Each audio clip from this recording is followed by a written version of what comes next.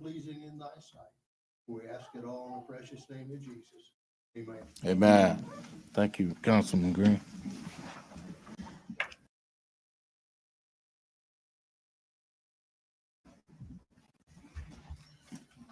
Okay, citizens recognition this month will be done by Miss Sarah Gillian.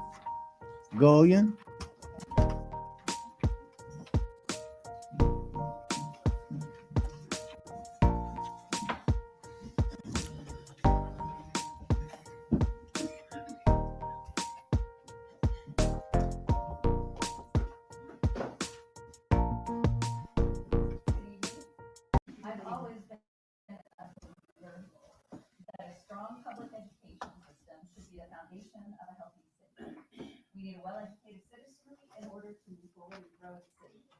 So I'm a huge admirer of public education teachers and wanted to choose a teacher for the Citizens Award this month, especially as we watch public education being hit so hard in our state. While we have so many hardworking, long-term Muncie community school educators,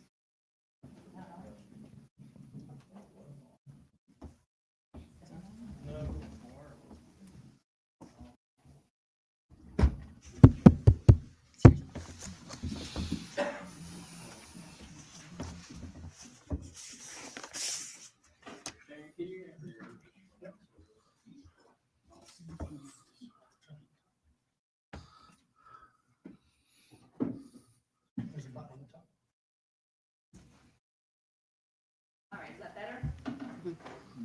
Don't sound like it. Okay.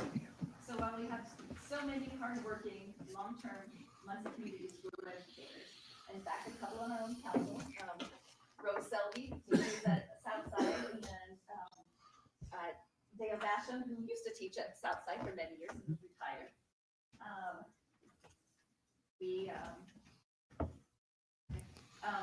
I narrowed it down to my own district board, and I chose someone who happens to be celebrating 10 years at Muncie Central High School. My son also had him while he was there, so I personally know his effect on the students. And I know many of the students who here for Ms. Schneider's AP class tonight who are going to do a resolution for us. So I have to probably feel the same way. So this month, I'm presenting Drew Shemetta, a social studies and economics at Muncie Central. As mentioned, we started teaching at Central in 2015, where he taught economics, AP macroeconomics, AP macro. Boy, he went down hard. He hit his face though.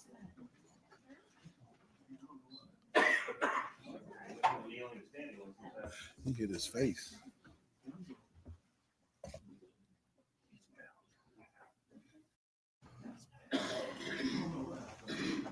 What did he trip over?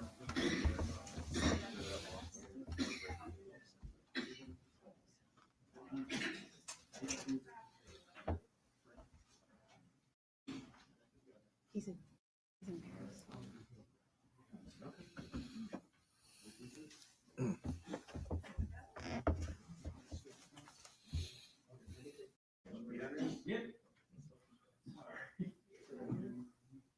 Well, thank goodness we have firefighters and EMTs here.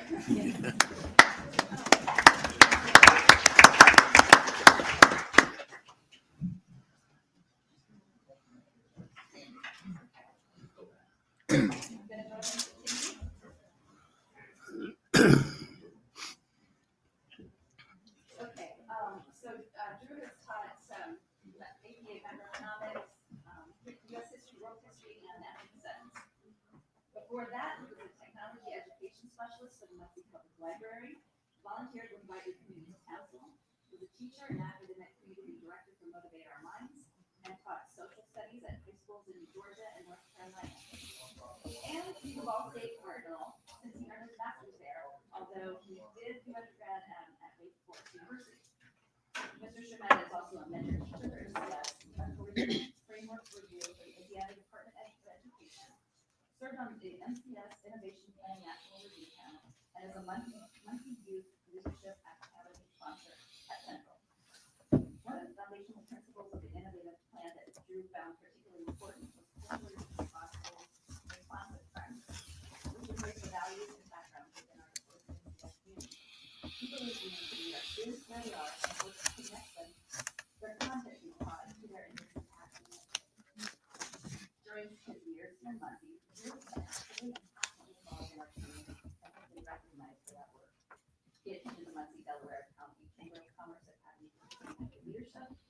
awarded the Muncie Rotary very important volunteer award in 2012, the Fisher Institute Clinical Wellness and Gerontology Award in 2015, and was chosen as one of Magazine's Next Generation Leaders in 2013. Mr. Shermetta was also honored as the NCHS Teacher of the Year in 2017 and was a finalist in both 2017 and 2020 for the Ball Brothers Foundation Excellence in Teaching Award. Drew not only works with his students to teach them coursework they need to graduate, but models commitment to others in our community and how to be civilly and civically involved. I mentioned that my son had Mr. Shermetta a few years ago, and so did many of his friends. I've heard only good things about him. He's the kind of teacher who is respected because he's respectful to the kids. He's not a pushover, but as one kid put it, takes a beat to think about his responses. We're lucky to have teachers like Drew in our city schools. You start making your way up here about 2 minutes. And because she's also here tonight with her students, and she and Mr. Shermetta have worked closely together over the years, I asked his colleague Julie Snyder if she wanted to share something about it tonight, and she did. Drew is one of a kind. He is a great teacher, but more importantly, he is an amazing person. I know he would do anything for me anytime. He cares so much for everyone around him, and this really resonates with the students. They don't just learn economics from him. They learn how to be compassionate and kind to you. He is an invaluable member of our staff, and I'm so proud to call him friend. Central's principal, Chris Walker, also had this to say about him. Mr. Shermetta embodies what it means to be student-centered. He is constantly looking for ways to engage students in ways that are personally meaningful to them based on their own life experiences. He has a deep passion for making Muncie Central and Muncie as a community a better place, and he works tirelessly every day to ensure our students are successful. And I also know Drew to have a great wife who was sorry not to be there because she's out of town for work. But his mother-in-law and one of his daughters is here tonight too, and they have another daughter together who I'm very proud of too. Drew, thank you for your commitment to our kids and to our city.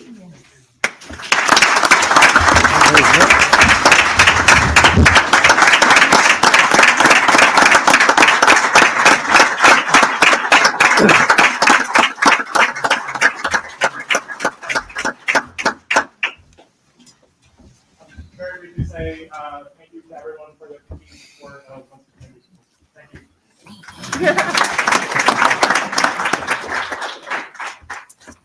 Thank you, Ms. Gullion. Our next month's council recognition will be Councilperson Selvey. Okay, roll call. McIntosh, Here. Basham, Here. Green, Here. Dishman, Present. Garrett, Present.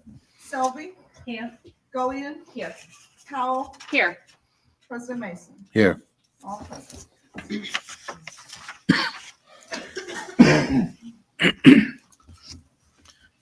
Okay, is there a motion to approve or any changes to be made in the minutes from the February meeting as presented?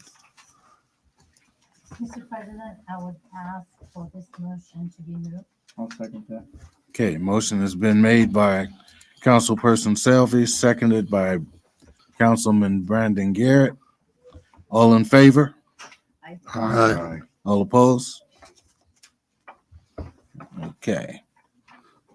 Are there any committee reports?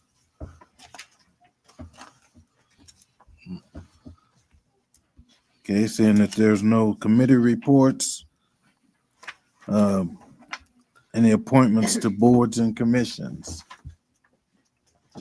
Yes, I believe we have an appointment to the Muncie Human Rights Commission, Okay, and I would like to nominate Linda Muckway to that position. I'll second that.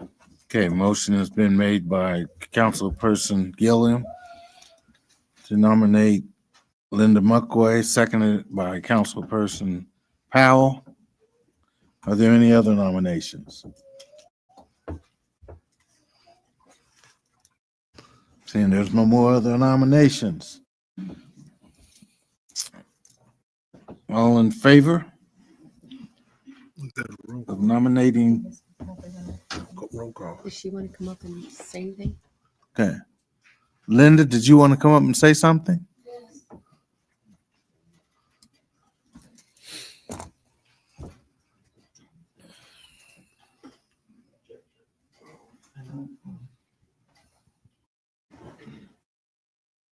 Oh, that's okay. I'm pretty verbal, so I'll probably be able to hear me just fine.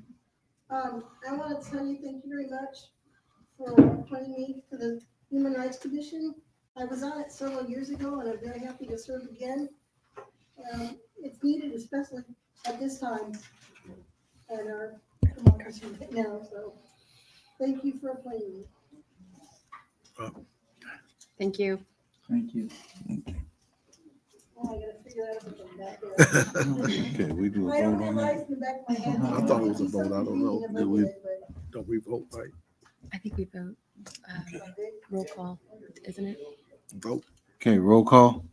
Garrett, Yes. Dishman, Yes. Selby, Yes. Green, Yes. Howell, Yes. McIntosh, Yes. Basham, Yes. Gillian, Yes. President Mason. Yes. 9 yes.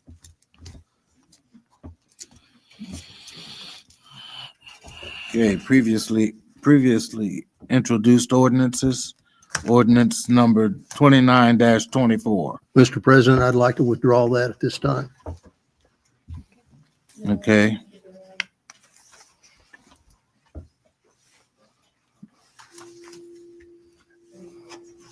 Okay, this ordinance has been asked to be withdrawn from, Anyone here to speak on it? We don't need, these Don't need- withdrawn, do we just need move to on. act, We just move on. Okay. Sponsoring ordinance seeking withdrawal. sponsoring? We can Okay. move on. Ordinance number 30-24. Ordinance 30-24, an ordinance the city of Muncie, Indiana, annexation certain territory to the city of Muncie, Indiana, placing the same within the corporate boundaries thereof, and making the same a part of the city of Muncie, Indiana. Annexation area number 2, portions of Heron, Pointe neighborhood. So moved. Second. Okay, motion has been made and seconded that this ordinance be adopted.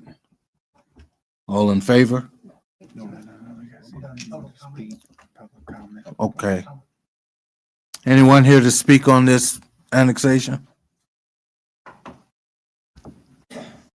Good evening, council. My name is Max Adams. I'm serving as an attorney to the city for these annexation ordinances. This is a Heron Point annexation ordinance. It's up for adoption tonight. I know we've talked about this several times in other meetings, so I won't go into too much more detail, but happy to answer any questions on this.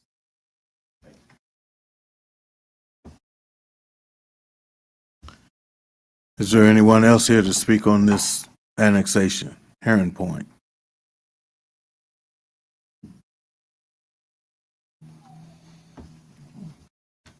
Okay, seeing that there's no one else here to speak on, we'll do a roll call. Gillian, Yes. Basham, Yes. Green, Yes. McIntosh, Yes. Dishman, Yes. Garrett, Yes. Selby, Yes. Howell, Yes. President Mason. Yes. 9 yes. Okay, moving on. Ordinance number 3-25. Ordinance 3-25, an ordinance to amend the city of Muncie comprehensive zoning ordinance from the R4 resident zone to the BC community business zone on premises located at the northwest corner of the intersection of West Memorial Drive and South Sampson Avenue, Muncie, Indiana. Okay, this is being asked to be rezoned from an R4 resident zone to BC community zone. Is there anyone here to speak on that? Yes, Brian Aller, representing the seller and the buyer. And if you have any questions about it, I'll be happy to answer. It's a commercial property that's in a residential zone right on 12th Street and across from a convenience store. And the buyer wants to convert it into residential on the top and possibly commercial on the bottom. Okay. Yes. I make a motion that we adopt ordinance 3-25. I'll second that. Okay, motion's been made that we adopt ordinance 3-25. It's been seconded. Roll call, please. Garrett, Yes. Fishman, Yes. Selby, Yes. Green, Yes. Howell, Yes. McIntosh, Yes. Basham, Yes. Gillian, Yes. President Mason. Yes. Okay, ordinance number 6-25.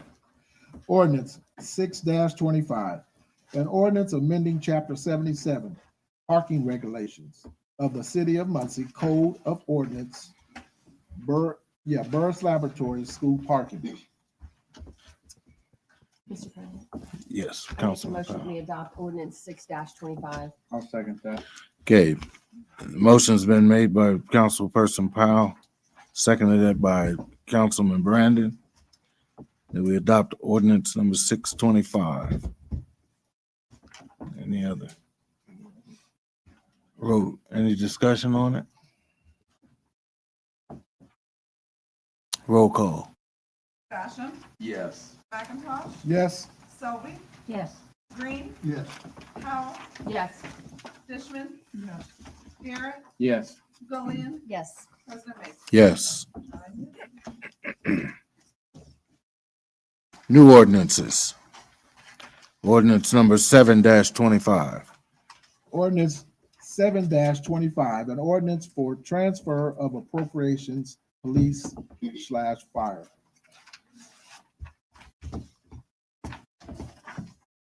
Okay, this ordinance seeks to transfer $526,072.77 from the opioid distribution fund. So moved. Second. Okay, motion's been made and seconded that this ordinance be adopted, introduced.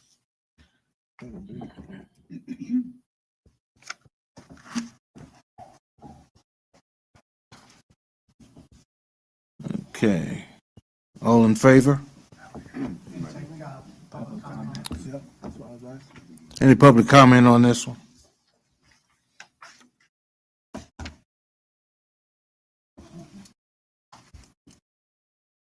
Seeing there's no public comment, all in favor of introducing this signify by saying aye. Aye. All opposed? Motion carries. Ordinance number 8-25. Ordinance 8-25, an ordinance to amend the City of Muncie Comprehensive Zoning Ordinance from the R4 resident zone to the B variety business zone on premises located at 2810 West Ethel Avenue, Muncie, Indiana 47304. Okay, is there a motion to introduce this? I'll make a motion. I second. Okay, motion's been made and seconded. Any discussion? Good evening, I'm Michael Foley, 324 West Jackson. I am here on behalf of the petitioner. This is a petition to rezone. It's a property just off the Tilson corridor, just north of Payless Supermarkets. We had a favorable vote, 8-0 at the BZA level. It's been commercial since 1966 when it was built. Just trying to get that classification matched to use. Given questions, I can answer. Thank you. Mr. President, Yes. so right now it's completely all business already. I mean, Yeah, There's no- it's there's no small residential offices, at all? there's 9 units in the little, it's an L-shaped building. It's right, been- I see it here, but no residential at all in there? No, no. Okay. Any other discussion? I will say that I believe this is a very good zoning change for this parcel and what businesses that are in there and that have been in there. This probably should have been done a while ago. So I will say that I think this is being our due part in good zoning. Okay.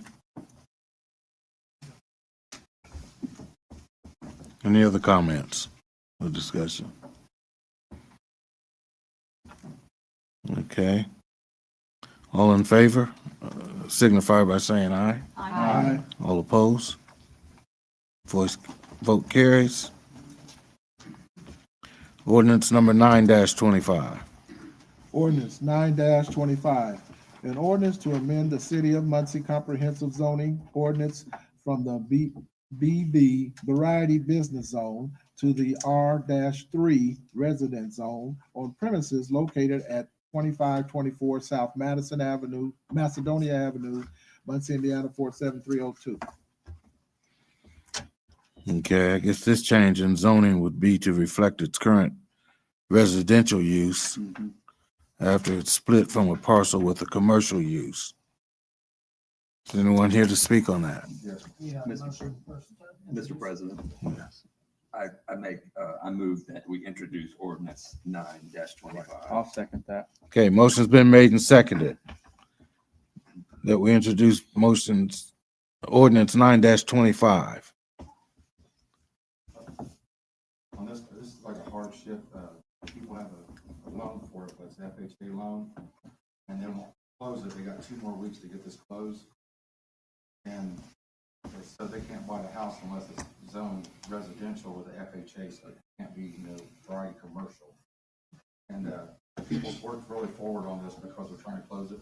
They've already had the house inspected, and then the date that they're wanting to get it, the appraisal is on the 5th of the 2 days from now, the 5th, because they have to have this closed within 2 weeks, or they have to start their whole loan over again.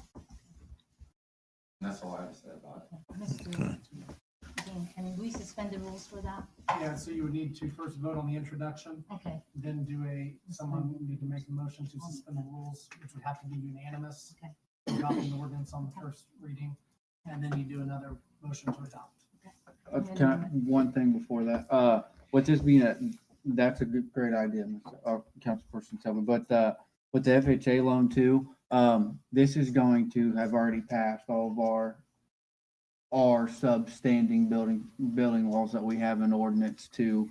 So as we think to suspend, this has already succeeded and it's decided what we have and what we would consider looking at for someone to move into the property. So it is therefore, we would say that this is okay to move into.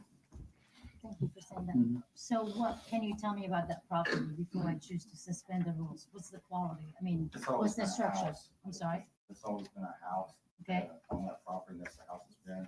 Okay. What we did is, we actually Thank you for got the that. house in a commercial property. Yeah. We divide the house off, and we remodeled the whole entire house and everything's new in it, and then we sold it, but went FHA, but they can't buy it unless it's not a business zone, it can't be a variety business. Someone's always lived there as a house. So, question, Mr. President, may I? Yes. ask a question? So, is this your first remodel? No. So you- I've done it all my life. You have? Yes. Okay, and have you ever got any citation or anything from the building commissioner, from the city of Muncie for work that you've done before? No, I haven't ever done that. Okay, thank you. Yeah, I think we should be noted that the Plan Commission has favorably recommended this zoning change by 8-0 vote. Thank you. Okay, thank you. Any other discussion? All in favor of Introduce. introducing, signify by saying aye. Aye. All opposed, same. Motion carries. Mr. President, I would like to make a motion to suspend the rules. I'll second. Okay, motion has been made and seconded to suspend the rule. Roll call? McIntosh, Yes. Basham, Yes. Green, Yes. Fishman, Yes. Garrett, Yes. Selby, Yes. Gillian, Yes. Powell, Yes. President Mason. Yes. Now you need a motion to adopt now that you've suspended the rules. Mr. President, I make a motion that we adopt ordinance 9-25. I'll second that. Okay, motion has been made and seconded that we adopt ordinance number 9-25. Is it a voice vote? Roll call? Selby, Yes. McIntosh, Yes. Gillian, Yes. Basham, Yes. Fishman, Yes. Powell, Yes. Green, Yes. Garrett, Yes. President Mason. Yes.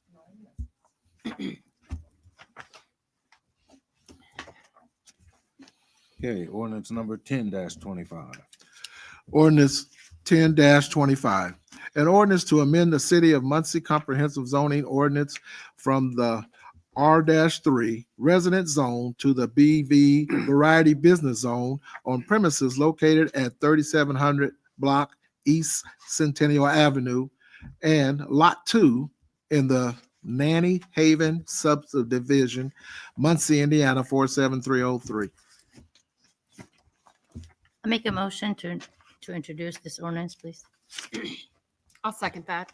Okay, the motion's been made and seconded to introduce this. All in favor? You don't want nobody to discuss on it. Any Yeah. discussion? You smile when I stand. I I'm should know. concerned. I was looking right at you. My name is Kathy Van Ice, and I'm from Ashton Land Surveyor. We do represent Donna Drake and the Drake properties. We are bringing this before you, asking if we could get this from a R3 zone to a BV or variety business variety. The property of this property is a part of multiple properties that they have purchased over the years. These are pictures of some of the houses that they have purchased, rehabbed, and replaced onto the tax records of Delaware County. Right now, they have increased the tax record as of 2024 by $5 million by rehabbing a lot of these houses. This property in particular is was a barn that was in this condition when they purchased it. And what she has done is she has re-sided and refurbished this barn. It is sitting in a, like I said, R3 zone, and they do have a right to have it without a house because of a variance. However, usage is the problem. You can't use it. So why we are here tonight is we're asking that we get a rezone to the BV, because with the usage, she can use it under section 16 of the BV as storage for building materials. And that is what she's needing, or they are needing. I say she because Donna Drake is my main contact. This is not a spot rezone. The east adjoiner is of the same zoning. And as you can see, the barn right now is sitting completely empty, but it is one that she has completely rehabbed. And if you do have any questions, we will be asking for a variance for the corridor standards, because the building does sit further back. It is also not going to be used for anything more than just more of her, I want to say staging, and I don't think I should say that. Building materials come in, they're stored somewhere secure, and then she takes them to the site in which she's rehabbing a building. So I don't know what you call that. It's temporary storage to make them nicer. So I don't know if you have any questions for me, but Okay, and it did also receive a favorable recommendation. yes, we did. from I'm the- sorry, that's at the top of my page. I forgot to write that. Say that. It's right there. Yes, Mr. we did. President, Any other questions by council? I have a comment. Yes. I did go, I know I was a critic for that piece of property, and I did go out there and I did surveyed it, and I like all the improvements they've done. You have to be there to see how much consideration and amount of money that they put in to make sure that they are within all the requirements. So she did an amazing job, and I'm very, very happy. So I went from one end to the other. Well, I So appreciate I'm glad well, thank you. and thank you for the opportunity to let us look at it. So Thank you. Thank you. Mr. President. Yes, sir. I'd just like to add that I too have been there and seen that you've completely rehabbed the property. It's amenable to its neighbor. And I know you've worked very hard to make that neighbor happy and satisfied, and I'm Right. sure Yes, they yes. are. Yes, we made sure that there was a light on the south end of the building that he complained about, and it has been permanently disabled or cut off. So there's no electricity to it. So there's no way it's going to be shining in the backside. And that privacy fence is above and beyond. Yes, Mhm. yes. It's really good. I don't know if you can see it very well, but they took it all the way down and they gravelled the driveway, so it's very clear, so that there's no chance that anybody's gonna cross the backyard. Yeah, thank you.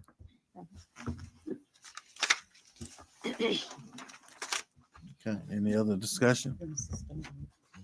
Hello, Drew Hall, McKinney and Company Law, 201 North High Street. I'm the attorney for Drake Properties.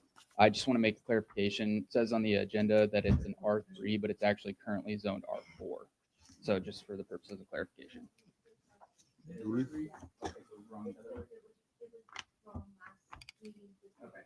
Never mind. Thank you. I do have one more question, Mr. President, if I Okay.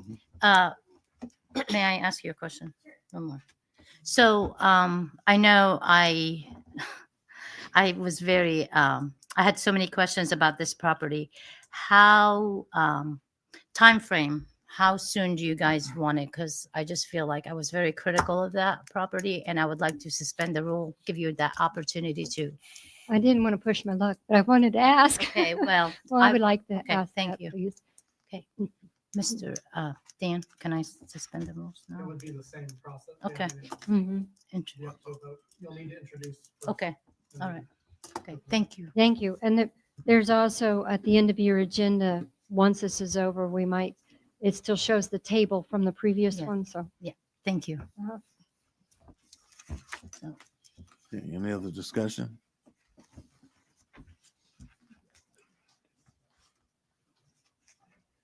Okay, so we have a motion and a second. Yes. All in favor? Aye. Aye. Signify by saying aye. All opposed, same. Okay, vote carries. Mr. President, I would like to ask my fellow councilmen to suspend the rules in order to adopt this ordinance tonight. I'll second it. Second. Okay, motion's been made and seconded that the rule be suspended on this. Roll call. Basham? Yes. McIntosh? Yes. Selby? Yes.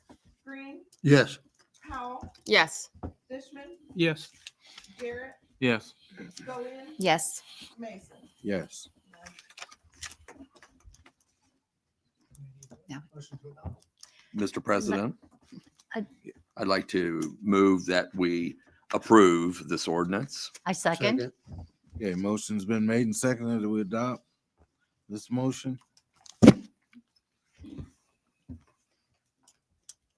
Roll call. Fishman? Yes. Selby? Yes. Gillian? Yes. Garrett? Yes. McIntosh? Yes. Basham? Yes. Powell? Yes. Green? Yes. President Mason? Yes. 9 yeses. Okay, ordinance number 11-25. Ordinance 11-25. An ordinance fixing the maximum salaries of each and every member of the Muncie Police Department of the city of Muncie, Indiana for the year 2025. So moved. Second.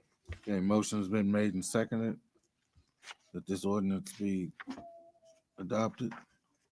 Introduced. Discussion. Any discussion on it?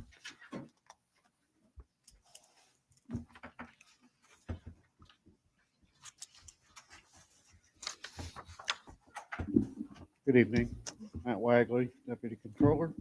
Greg Wright, Controller. This is ordinance that is fixing the salary ordinance for the Muncie Police Department for 2025. And this goes along obviously with the adoption that you're going to see in the resolution towards the end of the meeting. So Of the contract. yes. Okay, so the chief and deputy chief's compensations is changed along with officers.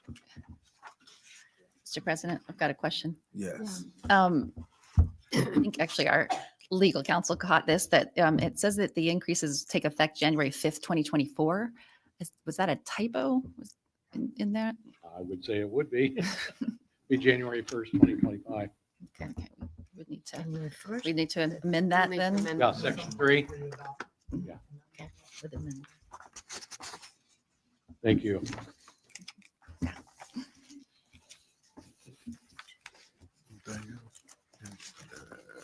Hi. I'll sneak in here. Chris Deegan, Muncie Police Department. I heard somebody had a question about salaries and the, what it was. I'm here to answer any questions that you may have.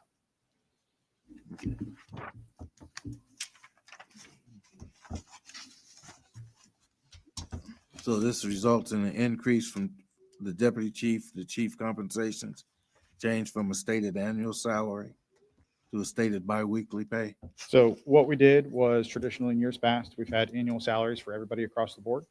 We made the decision to switch to biweekly salaries as what I think the civilians, all the salary ordinances are biweekly. We're trying to fall in line with that. We also have, I think 2027 is going to be a year where we're going to have 27 pays and not 26 pays. So we're just trying to get ahead of that. So all we did was the contract that was negotiated was for 5%. So every annual salary that we had from the previous ordinance, we calculated the 5%. We broke that down in a biweekly salary, and that's what you see in front of you. Okay. Any questions for council? Yeah, question. Mr. Yeah. Just for the public record, it says that the chief and deputy chief compensations were both increased from ordinance. Could you tell the public by how much? 5%. 5% even for them. Okay. Same as the Perfect. the rest of the department. Okay, Mr. Thank you. President. Yes. So does this include, is it, this 5%, is that all compensation, including benefits, any gear, that kind of thing? So that's more of a contract question. This is just dealing with the Yeah, salaries. okay, All of the benefits that are carved out for insurance, retirement, that's all part of the contract. That's going to come before you Okay. later. This is just the salary piece. Okay, okay. Mr. President. Okay. And so, Mr. Wright, these increases will be financed through the opioid settlement money? Yes. Okay. Yes. That was from the Unrestricted, correct? 7-25. And those are the unrestricted funds? Unrestricted. Yes. Will this exhaust those funds? Yes, on the unrestricted for this year. Is there a time limit where those funds have to, I'm sorry, Mr. President, may I? Yes. Sorry. Is there a time limit when those funds have to be used No. from ARP? Okay. No, because they're not ARP funds. Oh, they're not? No, it's a opioid settlement. Oh, that's settlement from the state. Okay. Okay. Thank you. Okay. I Mr. didn't know Barber. if they were done with me yet or not. Audie, Oh, any other questions for? any other questions? Thank you. Thank you. There you go, bud. Audie Barber, our opioid funds are all going to be run out. And I agree with everybody making as much money as they possibly can make. Okay? I agree 100%. Pay them as much as we can afford. But I'm afraid if you guys adopt these raises and these contracts, they got a 10% raise last year. They're getting a 5% raise this year. And by all means, I wish they'd get a 50% raise. Don't get me wrong. But if we don't have the money to pay our bills, that means we're going to raise taxes. And about a year and a half ago, I mentioned something about a lit tax. And guys, I'm not that very bright, but I can see that lit tax coming, and it's coming quick. And some of you guys already know what I'm talking about. And they're going to force you guys, as the council, to adopt it, and then they're going to hold it over your heads and say, this one, this one, this one, this one, this one, this one, all 6 of you guys voted for this to give these raises when we don't have the money to give the raises. And then you're going to turn around and have to raise the lit tax, and they're going to say, well, there you go. There's the people that raised your lit tax. My lit tax runs me about $40 a week on my paycheck. Okay. About like my sewage bill. My sewage bill went from $23 to $42. You're raising these taxes. These people can't afford them. They've got minimum wage jobs or $12 or $14 an hour jobs. Every time you raise taxes, it's $20 here, $20 there, and these folks are not going to be able to afford these tax raises. Let's live in our means. If you have a gas bill at your house, or you, when I say you, I mean the whole council, and you can't afford to pay it, you quit spending until you get the money to pay that. And that's what's going on here. We have got to stop this spending. Or you're going to run the rest of the what few people we have left in this town out because the taxes are going to be too high. And I don't understand it. I don't understand it. I like the money on my paychecks, and I like to be able to spend the money on what I want, but when they're taking it out of there faster than I can make it, and I make good money. I make really damn good money. So half these people make about a fourth of what I make, and they can't afford it. They're not going to be able to afford it. So when you give these big raises, they'll love you guys for it. I understand. Police and fire both. I wish they all could have 50% raises, but they can't do it with the tax money we got coming in. And you guys are going to force the lit tax. And that's what's going to happen. You mark my words. I said it a year and a half ago. I'm saying it again today. Here comes the lit tax. It's getting ready to come, folks. Get ready. Thank you, Mr. Barber. Anybody else? Mr. President, may I make a comment? Yes. If I may. The opioid settlement, the funds that are being used and dealt out here, these individuals in emergency services are the very ones that deal with this on a day-to-day basis. The emergency services should receive this for what they're doing. I have no problem with allowing this to go through. And I think it should, because that's part of their job, and it's been extended. The funds have been set aside from the state, came in, and now we should be able to give it to them. What are you going to do when the money runs out? What are you going to do when the money runs out? Taxes will come into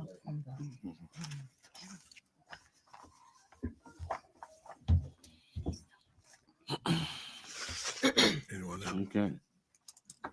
Audie Barber, once again, when you do that, when you give them that money, that's fine. But do you think they're going to come back and ask for a 5% reduction once that money's gone and you guys don't have the money to pay that anymore? Do you think they're going to ask for a reduction, or do you think you're going to have to come up with that money somewhere else? You got to come up with that money, because that opioid money is not going to last very long.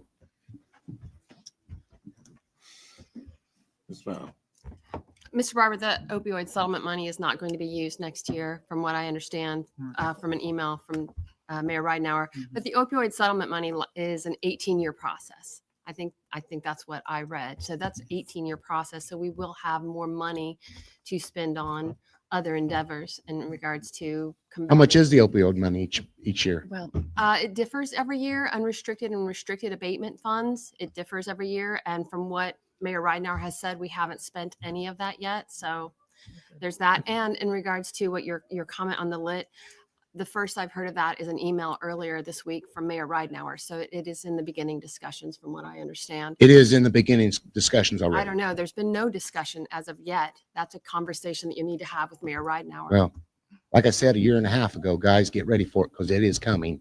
I promise you that. Thank you. Any other discussion?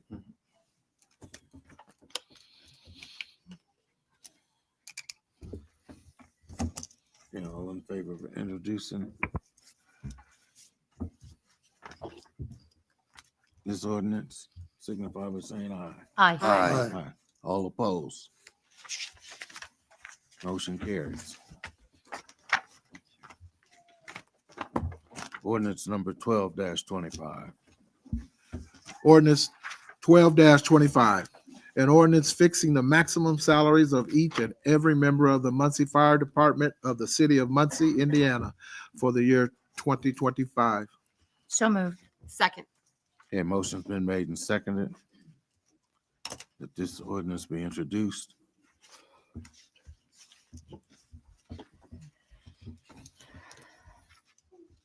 All in favor signify. Any discussion? Yeah, man, you always want to ask that. Yeah, I know it, man.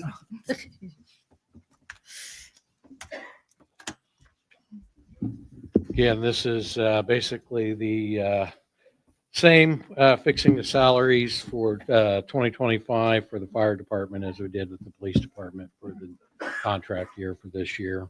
So it's the same percentage with the fire as the police.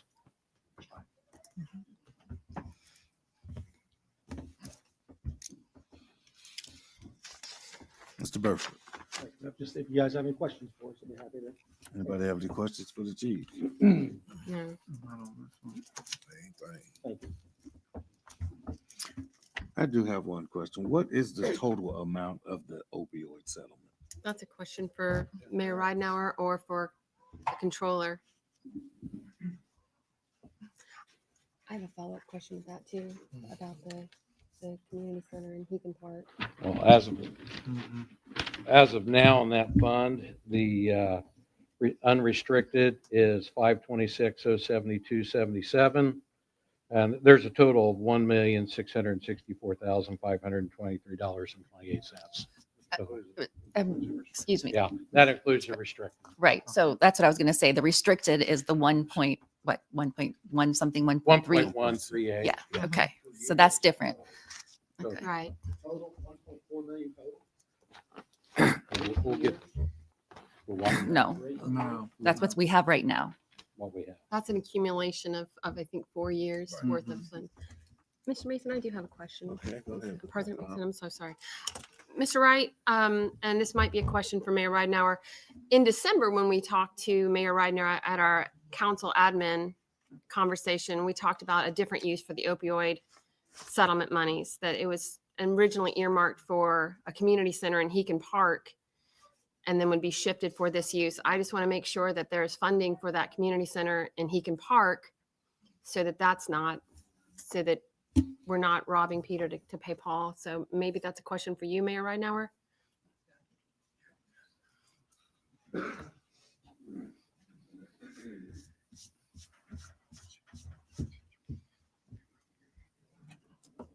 Yeah, we decided that it was important to have our public safety get the increases. Agreed. That we, and there is still plenty of funds primarily through edit that we believe will be available for that. Thank you. Yep. Can I ask one? Yes, go ahead. You're saying there's plenty of funds for the youth center. Is that what you're saying? The Through the edit. what we're putting in, yes, those funds are available through edit. So it's ongoing. It's still going to be happening, right? Well, we're still working on it. Absolutely. Okay. Absolutely. Yep. Thank you. Mr. Barber. Audie Barber again. Like I said, guys, you just spent $500 and some thousand out of this $1.4 million, didn't you? Isn't that what you voted on? No. The fire department stuff out of the opioid money? No, sir. No. We introduced. Oh, it was introduced. Mhm. So you got 500,000 that was introduced, and you got another whatever introduced for the police and fire raise. Guess what? ASME still does not have their contract as of today. That is a problem. It is a problem. I'm going to ask you guys to table this. Show strength in numbers. Show strength for your ASME guys that did not lay down on the job when the snow came in. They give you the snow. They cleared the snow. They didn't lay down. They don't have a contract. They're going to get a 3% raise, possibly a 2% raise, because they were asked to give up the Me Too clause. So they have had to give the Me Too clause up to get a 3% raise in a contract. So, or a 2% raise in a contract. So please table this until they get a contract. And they don't have a contract. And I don't know if you're putting the cart before the horse or not, but you're giving these raises on these contracts that you guys haven't even voted on yet. So I don't know the order of that, how that works. If you should do the contracts first and then give the raises, because I think you put the cart before the horse. I don't know for sure. Mr. Mayor. I'll clarify that. These ordinances right now to change the salary are for introduction. They won't be adopted until next month. Thank you. Both agreements are on your agenda here shortly for adoption. Thank you. Yeah, and the council is well aware of this, as is AFSCME. They approved this. It did go to their membership, and the membership voted for it. And we were told today that we should have the signed document from AFSCME for their agreement tomorrow. Good job. So, Thank you. Thank you.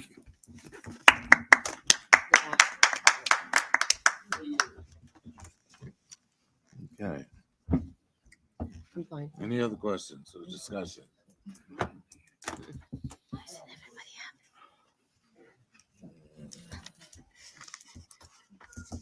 So, like you said, I'm gonna get this clear. So after getting the raise last year, the money that was set aside for this community center that I've been advocating for years, now it's gonna be done away with, and you guys are all right with that. No, No, sir. Because y'all know That's- if it gets put on the back burner again, No. it ain't ever gonna happen. So now y'all is gonna use this money, and now we're saying, okay, we're gonna put on the back burner again, do this with it. So the center is not gonna happen. No, it's not true. It will happen. It's not true? It will happen. Oh, okay. You want It's been going on since McShirley administration. Sure. So, I mean, the money is there. He just said. Go Mayor ahead. just said he was going to continue. Yes. with edit dollars, sir. Come on. I'm just saying, man, you can only answer what you heard So- us say. So why not keep that money for the center and use that edit money for this right here? Let's do Mayor that. had to answer that one. That would be a question But for Mayor y'all Ryan. the one vote on it. Y'all the one decided. Mr. President, So just use that edit money for that we and just, keep that opioid money for this community center. Mr. Scaife, we just introduced it. That's all we've That's done all we can tonight. do. We haven't voted on Okay, but anything yet. I'm saying, but I mean, it's gonna happen. Y'all know it. Y'all know y'all gonna do it. It's gonna happen.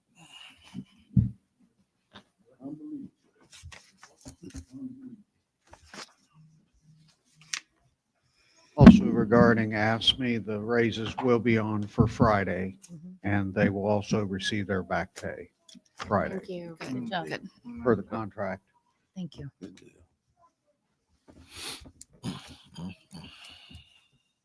Yeah, is there any more questions or discussion?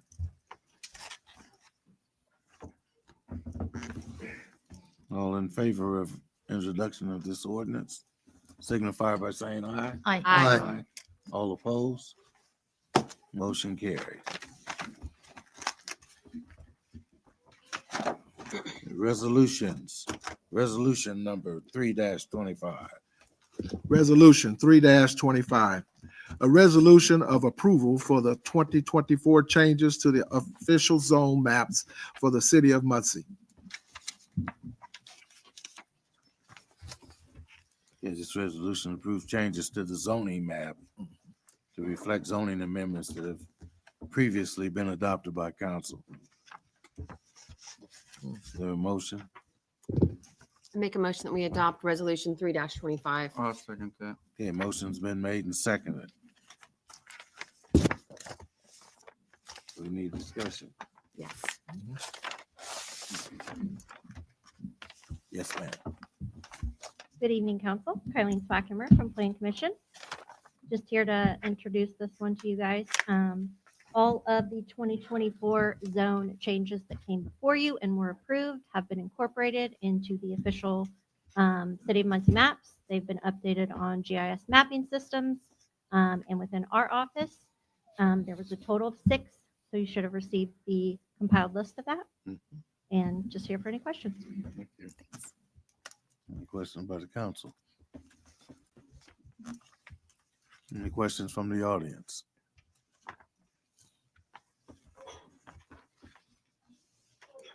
Seeing there's no questions, roll call.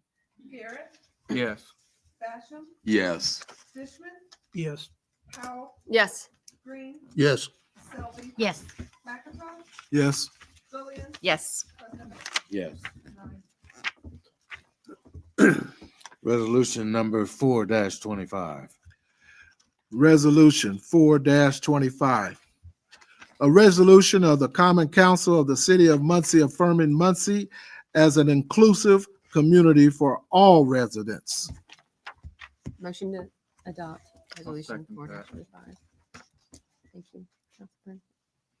So motion? I move. Okay, motion's been made by Councilman Powell, seconded by Councilman Garrett. Any questions or discussion? There you go. Good evening, council. Good evening. Charlize Jameson, Muncie. You know, for the last several years, Muncie, Indiana has wanted people to come and make our city their home, even compensating them, offering some of them financially to do so. We are actively acquiring and building housing that people of all income levels can live in and afford. Good things. We have spent millions of dollars making our city's infrastructure more accessible to those with disabilities, sidewalks, curb cuts. We have a history of being a welcoming community. The city administration, this one and in previous ones, have supported events such as Pride events and transgender awareness events, as well as supporting other important causes throughout the year. Yet today, we are experiencing a concerted effort throughout our country and our state to whitewash and wipe away any semblance of diversity, equity, and inclusion. Resolution 425 makes a strong statement in support of diversity, equity, and inclusion. And I say it instead of DEI.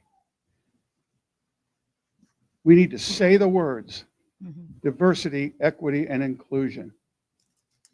Because DEI, there are those who would turn that into an ugly slur, and it's anything but. It's an important cornerstone for our city's future. If we want people to come here and live, which we do, we need to make this a strong and inclusive community for everyone. Shirley Chisholm once said, if they don't offer you a seat at the table, bring a folding chair.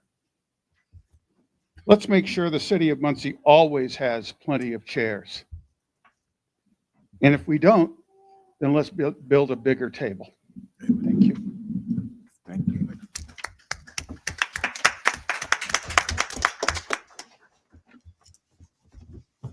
Any other comments or questions? I do. Yes. wanna say. For anybody who, I'm just going to share my experience. I was not born in this country. I am an immigrant. I came to Muncie, and Muncie was I became the person I am because of every person that has crossed my path. I look in the room and I've seen Dr. Whitaker. She was one of my bosses at Southside Middle School. A lot of people in Muncie helped me through when I was in college and when I was waiting tables to get my education. And then I decided to do this, and I had many people too supporting me and saying, so people like me can come to this country. They can come work hard if given the opportunity, and we can give back. And I don't think there's many people in Muncie that say, I don't work hard and fight for people in Muncie. So there's more people like me that would like to be included. So open your hearts. If you just ask, what would Jesus do, basically? So, and I just want to take this moment to thank everybody who's believed in me and given me opportunities. So this is a no-brainer for Muncie. So thank you. Very well said, Councilman Selvey. I have one thing to add. We all are allowed to think and believe in what we think we need to and believe in. That's why that flag flies. That's what separates us from every other country in the world. But I live by a quote that says, community only grows when you plant a tree with shade you'll never enjoy. So let's all be good stewards. Let's all plant trees, even if we're not going to enjoy the shade underneath that tree, but someone else is going to. And I believe that that's what we're here for. I want my kids to plant trees that other people can have shade for. So that's all I'm going to say. Thank you. I got something to say. I just want to thank Councilperson Sarah Golding for her writing this the way I needed to say it, because I wanted to say it, and I did author this resolution. So I just want to thank you for that, because I do know from the struggle that I had to come up with in this city, and I was well loved, but it was tough.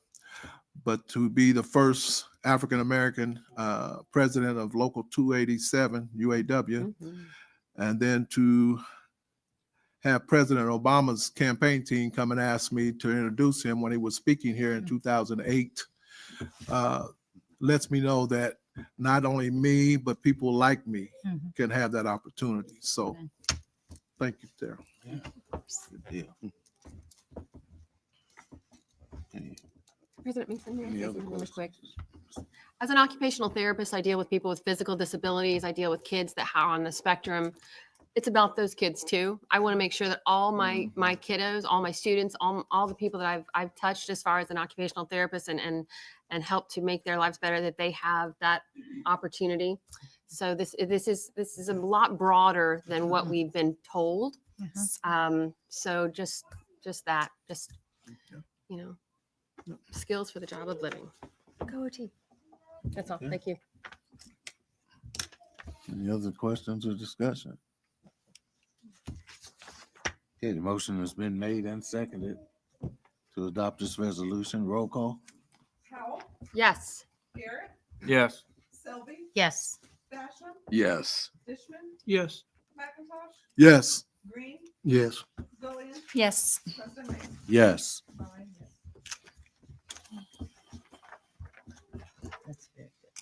Resolution number 5-25. Resolution 5-25.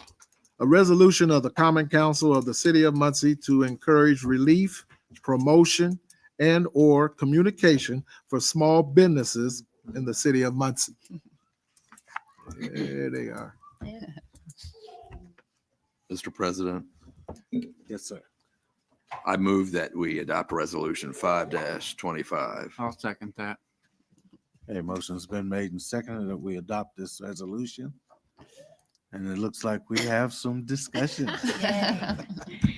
Hello, good evening. I'm Julie Snyder. I teach AP Government at Muncie Central.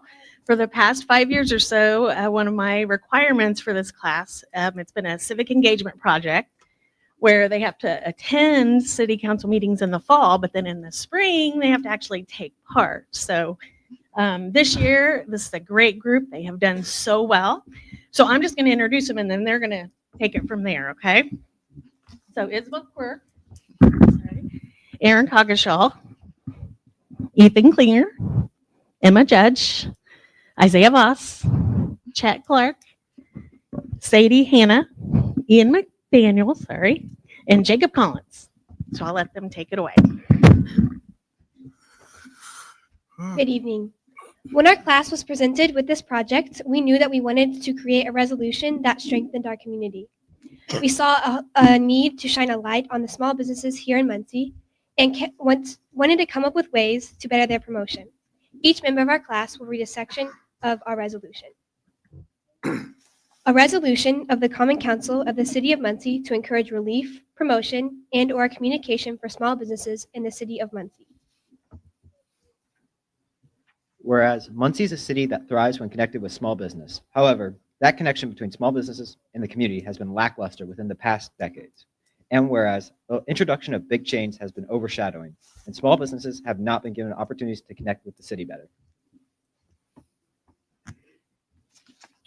Whereas providing more opportunities for smaller businesses to apply for tax abatements could relieve and support them. Whereas in the downtown district, outside of periodic events, the foot traffic is lacking. For example, people attend weekly events in the city, like First Thursdays and Farmers Market. However, these events tend to see the same people week after week, and if we expand promotional opportunities for small businesses and events, we could attract new recurring shoppers. Whereas attracting more students to downtown could also see an increase in attendance, which can be accomplished by giving discounts to student IDs. And whereas presently there is no committee for collaboration between the council and small businesses, leading to underrepresentation. The proposed committee for small businesses can include a collection of members from the Muncie, Delaware Chamber of Commerce, Muncie, Delaware Black Chamber of Commerce, Downtown Development, ECI, Small Business Development, and small business owners from the community. The committee would work as a middleman and inhibit businesses in Muncie and the city. Whereas small businesses employ 46% of the workforce in the USA and have created 55% of net jobs according to the U.S. Bureau of Labor Statistics. Whereas according to the Indiana Small Business Administration, small businesses saw a net decrease in 24,451 jobs last year in Indiana. Whereas the U.S. Bureau of Labor Statistics found that 20% of new businesses fail in the first 2 years and 45% in the first 5 years, mainly due to cash flow problems. Whereas in a survey conducted by the 2025 Muncie Central AP Government class with over 115 responses from members of our community, the main factor that would cause more people to shop locally would be the implementation of discount days where shops would all give out sales on the same day. Whereas among all survey responses, one of the largest agreed upon issues regarding local business was that people tend to forget about small businesses, as well as the problem of convenience. And whereas this could partially be due to the lack of advertising and accessibility for these businesses. Our goal is to provide better opportunities for these businesses to get their name out at an increased amount, ultimately resulting in more cash flow for them to work with. Whereas another cause of this in downtown Muncie is the perception of lack of parking space. Parking creates hindrances to those who want to go down to downtown, leading them not to see small businesses because of the location. A third complaint from the survey is a short or inconsistent hours. People claim that local stores close too early, meaning they can't make it during the later hours. Now, therefore, be resolved by the Common Council of the City of Muncie as follows. The Common Council of the City of Muncie supports the establishment of a collection of members from the Muncie, Delaware Chamber of Commerce, Muncie, Delaware Black Chamber of Commerce, Downtown Development, ECI Small Business Development, and small business owners from the community. The Common Council of the City of Muncie supports an expansion of promotion for local businesses. The Common Council of the City of Muncie will encourage a package of aid for small businesses in Muncie.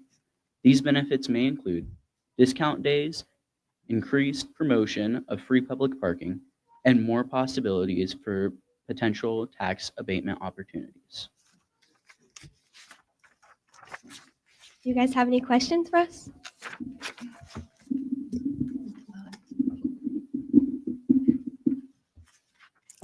I do. I have a question. Could you all tell us about the survey you conducted? How many people did that survey go out to, and what was your rate of response? So we posted the survey on like several different social media platforms. We know that Miss Snyder posted it on her Facebook. So we got around like 115, 120 responses. Okay. Do you know if they were mostly students or were they community people, teachers? It was kind of a wide range of ages. It was some people who were retired and then a lot of 40s, 30s, and then some students our age as well. Good. Great.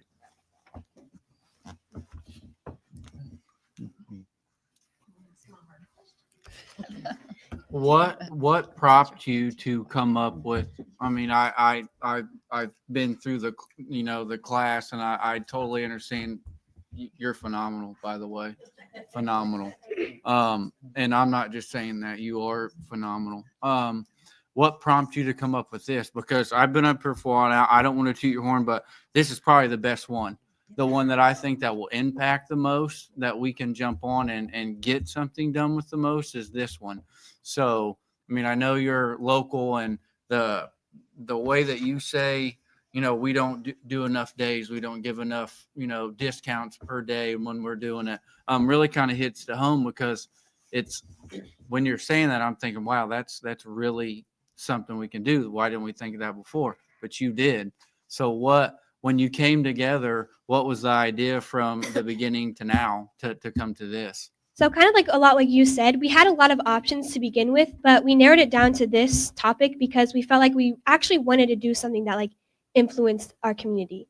We tried to think about problems that we feel like Muncie faced, and we kind of felt like the local businesses here, or like the smaller businesses here in Muncie, are kind of disconnected from like the bigger business areas, like for example McGalliard. Mm-hmm. We felt like the downtown area was kind of like a completely separate part of Muncie, and we kind of felt like we wanted to connect them so that those smaller businesses in downtown could have just as much of an opportunity as those bigger businesses on Tillotson or McGalliard. May I? Good, done. yes. Yes. So when through your survey, you said you surveyed individuals, did you talk to current business owners and during the survey and see what's working for them and what their needs are? No, we didn't ask any current business owners.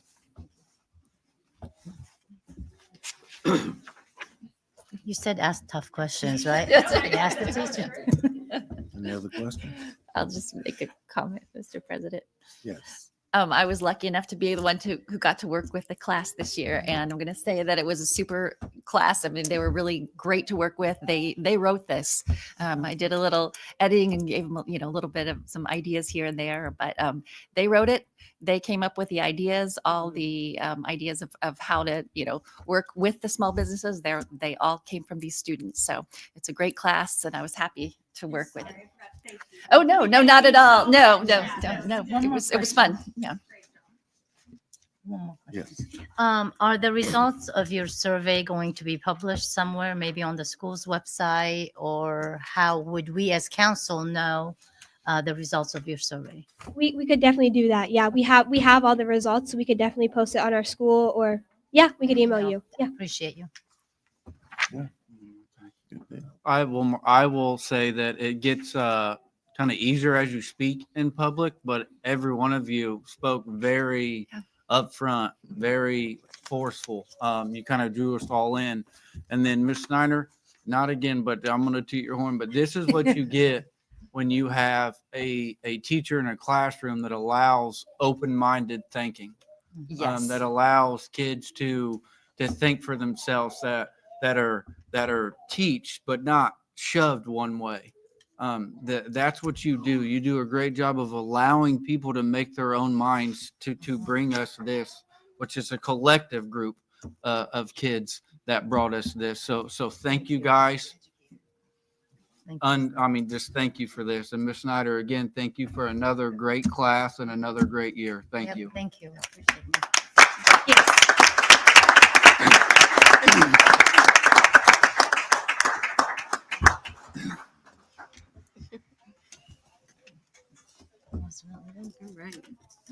Any other questions from the council? From the audience? Roll call. Yes. Yes. Yes. Yes. Yes. Yes. Yes. Yes. Yes.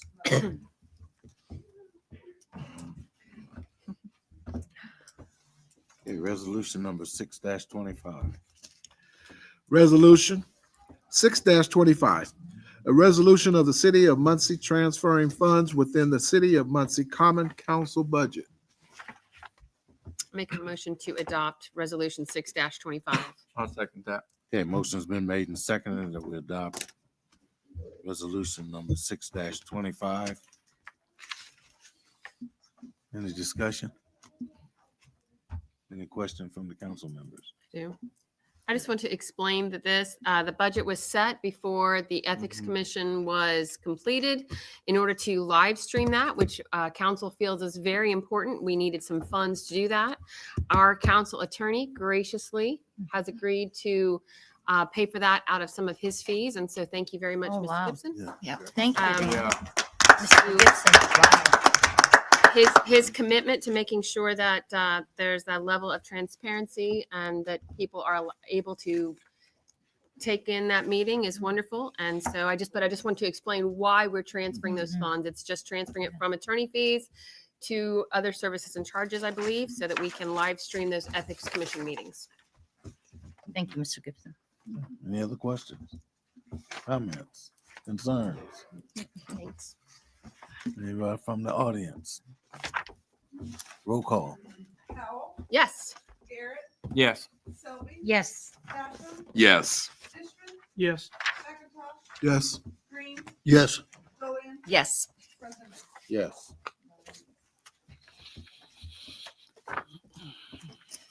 Resolution number 7-25. Resolution 7-25, a resolution of the Common Council of the City of Muncie, Indiana, approving the collective bargaining agreement with the Greg Winters Memorial Fraternity Order of Police, Lodge number 87. Is there anyone here to? Make a motion that we Make a adopt mo- resolution 7-25. I second that. Okay, motion's been made and seconded. That we adopt this resolution. Any questions or concerns from anybody? Yes, sir.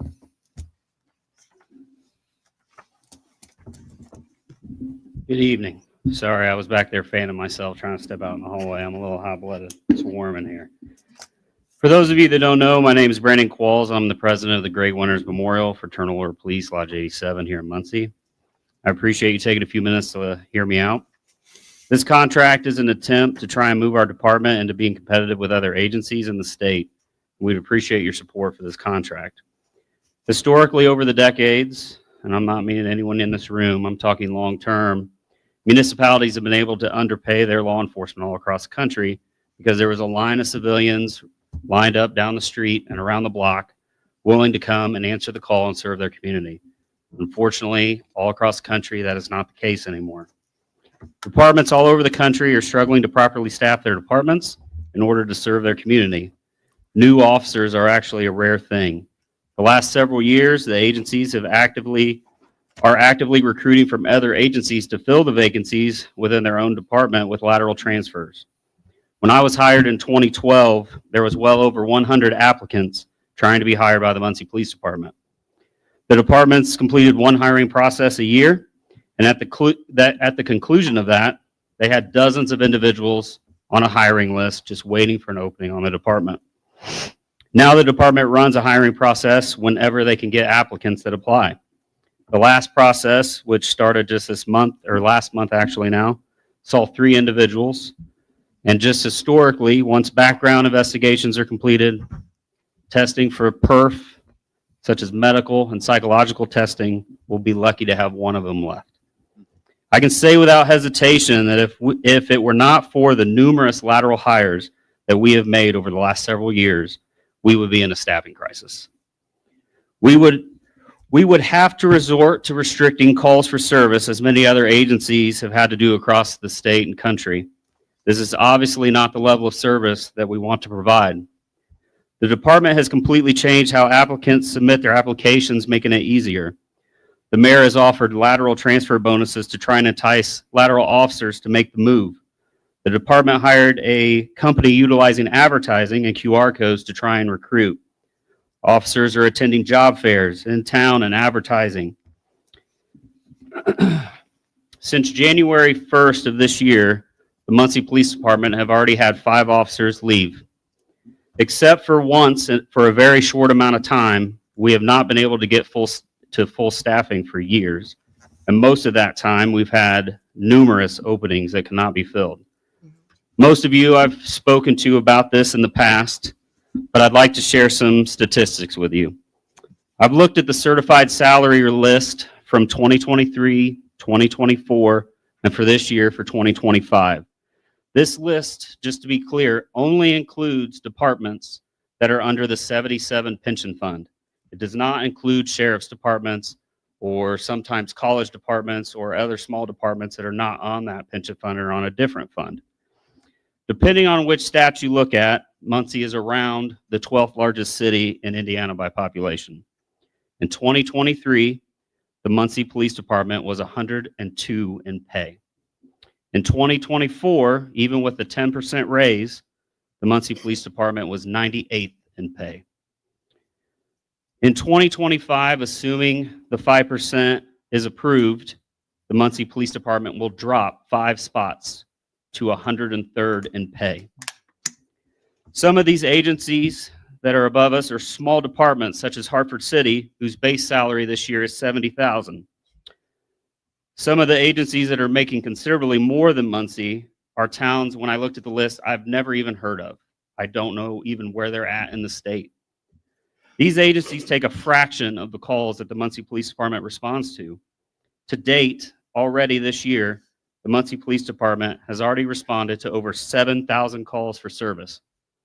It is not unusual on a busy 12-hour shift for the shift to take over 100 calls for service. Due to the staffing issue, most shifts are working at minimum staffing numbers, which is 10 officers. And it doesn't take too many serious calls to tie those officers up, and then other calls for service that come in are stuck and waiting. The raises that are proposed for 2026 will move us closer to being competitive, but we will need your help on council. Recently, the Newcastle Police signed a new contract for their lit for their department, and their lit was increased. In 2026, their salary will be $68,269, and in 2027, their salary will be $74,413.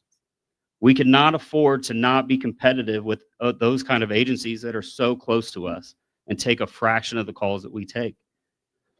A few months ago, I conducted a survey on the department, and one of the questions was, has another agency actively recruited you in the last 12 months? And 69% of the officers on the Muncie Police Department said yes. I can tell you personally that I've had 3 agencies actively recruit me in the last 12 months. And just to explain for anyone who's unsure of how the 77 pension fund works, I've been with the Muncie Police Department for almost 13 years. If I go to another agency that's under the 77 pension fund, I take my service time with me. Meaning if I left today, I could go to another agency making considerably more money, work 7 years, and lock in my 20-year pension and draw my pension at that rate. So it makes it pretty easy to see why we're having trouble keeping officers when they're thinking about themselves, their family, and the long-term financial planning for them and their family. We have to do better in order to be competitive with these other agencies. I know a large number of officers on the Muncie Police Department are waiting and watching to see what happens before they make a decision. If something doesn't change, I fear that there will be a large number of officers that leave. I ask for your support and help in getting us to where we need to be. I appreciate your time, and I'll stand for any questions. I got it in right at the timer, apparently. Any questions? All right. So when you brought up the lateral transfers, that's kind of like a double-edged sword, isn't it? I mean, like, because they're kind of actively seeking us as hard as we are them as well, correct? Yeah, I mean, we are taking on laterals, but we're also losing officers to other departments. And I've been told by FOP presidents who I'm friends with through the FOP at other agencies, and they love getting people from Muncie because they're a much smaller town. They don't have the call volume that we have, and they know when they get a Muncie officer, their experience, they've seen a lot of different stuff, and they're not going to have to spend a lot of time getting them up to speed when they hire them on. So yes, it is. I'm glad you brought that up too. Sorry, President. But so I mean, our 2-year officer, going somewhere else, we're losing value. You look, 7,000 runs already this year. Yes. If you factor in a 2-year officer leaving, then I mean we're losing valuable call runs and situation details and all that, versus us getting someone that hasn't been 2 years where we're at, or the volumes of calls that we get. Right. Well, and a lot of the laterals that we have gotten, not all, but a lot, are from smaller agencies. But we've also lost quite a few of our laterals who have either went back to their agency after big pay raises came through, or they lateral to yet another agency. So we haven't even been able to keep all of our laterals that we brought on. We also, I think most of you know, we started the internship program through Ball State, and that's been very beneficial. But even all of those we cannot keep. They end up graduating and going to another department, and we're wasting money and time training officers. And I'm worried that we'll turn into a training department where officers come and get trained and then leave to go to another agency. That's a good point. Jerry, I think she was Jerry's first. Jerry's first. Jerry, go ahead. How many police officers have you lost this year due to them? We've had 5 officers leave since January 1 this year. Have you replaced them? No. So we're 5 down or more? I believe we're 7 or 8 down right now. 7 or 8 down. And that's due to them not making enough money. I think I can't speak for all of them. Part of that survey, and I didn't want to take up too much of your time, but part of that survey asked if you were to leave, what would be the reason? Overwhelmingly, it was money, but the second highest answer was call volume. if you can go to another agency, get paid considerably more and take considerably less calls, it makes sense. I got one more. Yes, sir. Was the guys happy with the contract? Yes, obviously they're hopeful for 2026. Because as you can see, when I went through the numbers, I mean, we actually, even with the 10% last year and then the 5 this year, we dropped 5 more positions.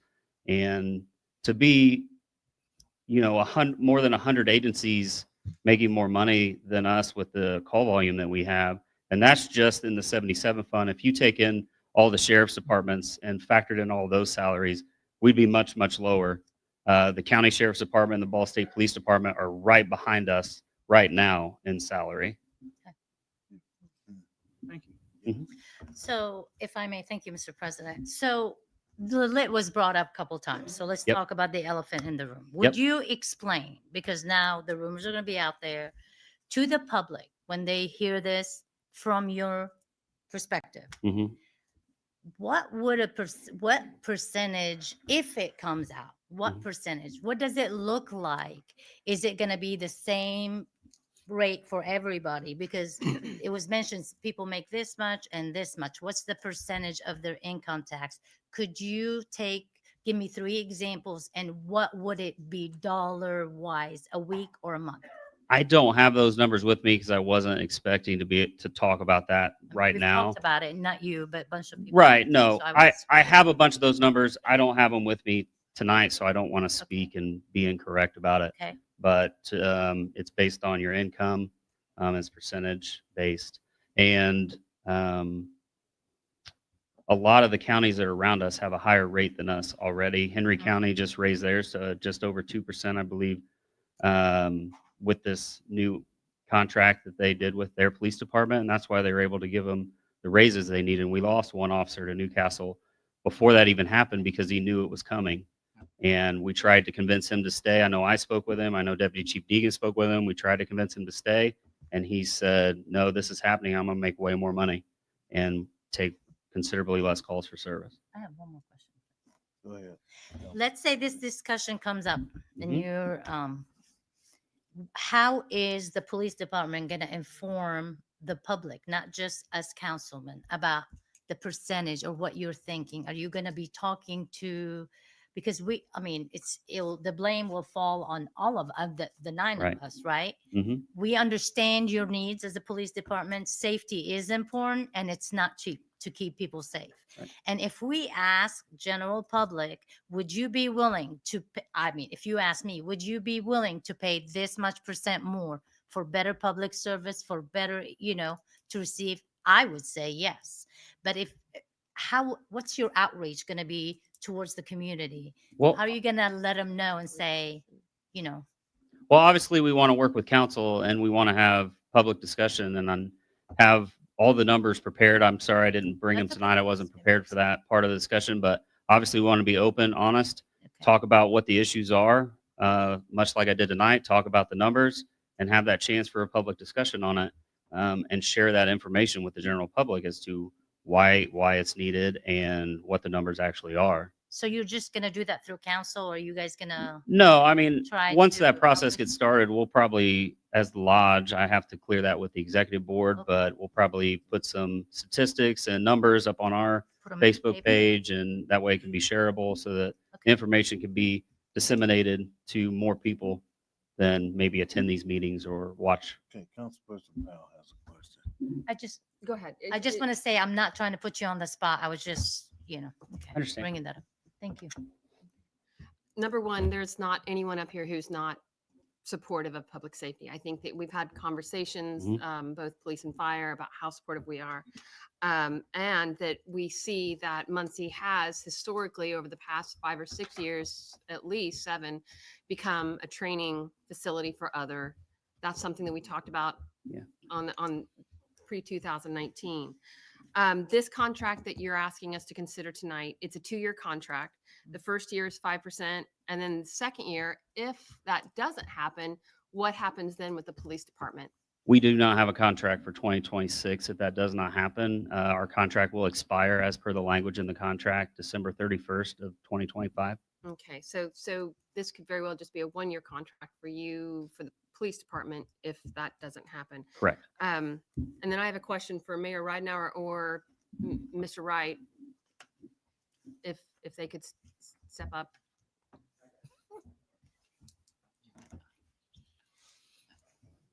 Thank you, sir. Governor Braun has been talking about property tax reform, which could potentially cut property tax revenues by 15 to 20%. Those are different things we're hearing. I know that it has gone through several iterations. Do you have any projections on what Muncie is going to lose in property tax income, just in general? I know what the original SB1 stated, but that was already adjusted down by the Senate, and it's in conference committee now, so I wouldn't want to speculate on where it is at this point. But I'm pretty convinced something's going to happen. Something's, what's going to happen? That there will be property tax reductions, and therefore cities, towns, schools, counties will all face possibly less revenue from that source. Do you have any, I mean, I know you said. No, I do not. I don't know. I've not heard any of the discussions today. I know there were several mayors there today, but they work. I don't know where it is at this point. I know it's in conference committee, so. And so if we have property tax revenue losses, how are we going to address those? Well, I think we will have to all get together and figure out the best method. I mean, to speculate is probably not ideal. You know, there's old Chinese proverbs that say 80% of what you worry about doesn't come to pass. So why don't we wait and see where they are? They're just now into the second third. So let's let them get through the second third, then we'll get into the final third of the committee. But believe me, I talk with the state senators and state representatives regularly, and did today, stating my opinion, but I don't have a vote.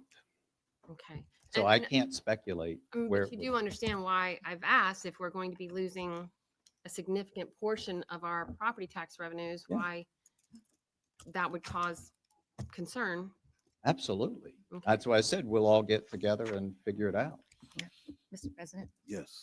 I will say that I do have some numbers here. I mean, again, you're right. They're in committee right now. Yeah, We don't know yeah, where it's it's going being to shake out. adjusted. Yeah. But from the original, which started out at. Yeah, I have. Yeah, well, I'm just going to say it for the public go ahead. knowledge. Okay. So the original was starting off at like $2.5 million lost. 2.4. And that's only the first year, then Yeah, continuing that's to the go. first year. And it was Now, 3.1 for the county. Yeah, and we're just talking about the city because we're Mhm. city council right now, right? So that's, and that's only the city, that doesn't include schools and Correct. library and all of that. Then the amended version Mhm. came down to 250,000. So I mean, they did, but right now, like you say, it's in committee. So we're talking somewhere in between there, right? Correct. So just, for the general public, so that we can know what kind of numbers we're talking about. 'Cause, Yeah. it's a lot I of mean, money. we It's a lot of will money. feel it, whether it's 250,000, and we will feel it a lot more So, like, if it's 2.4 million. Yes. Yes. Okay. But we'll work together and figure out the best route to go forward. Absolutely. Thank you. Thank you.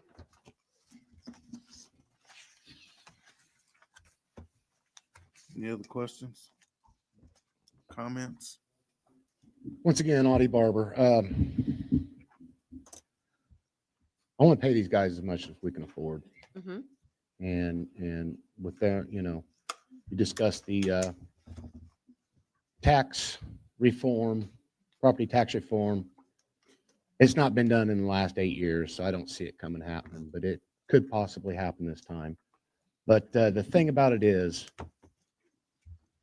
I believe that this contract that you guys are getting ready to adopt as a resolution needs to be tied in with the raises you guys are given, because once you accept this in as a resolution, then I think the language in there, then you have to approve the money to give them the raise in the resolution that you guys just passed.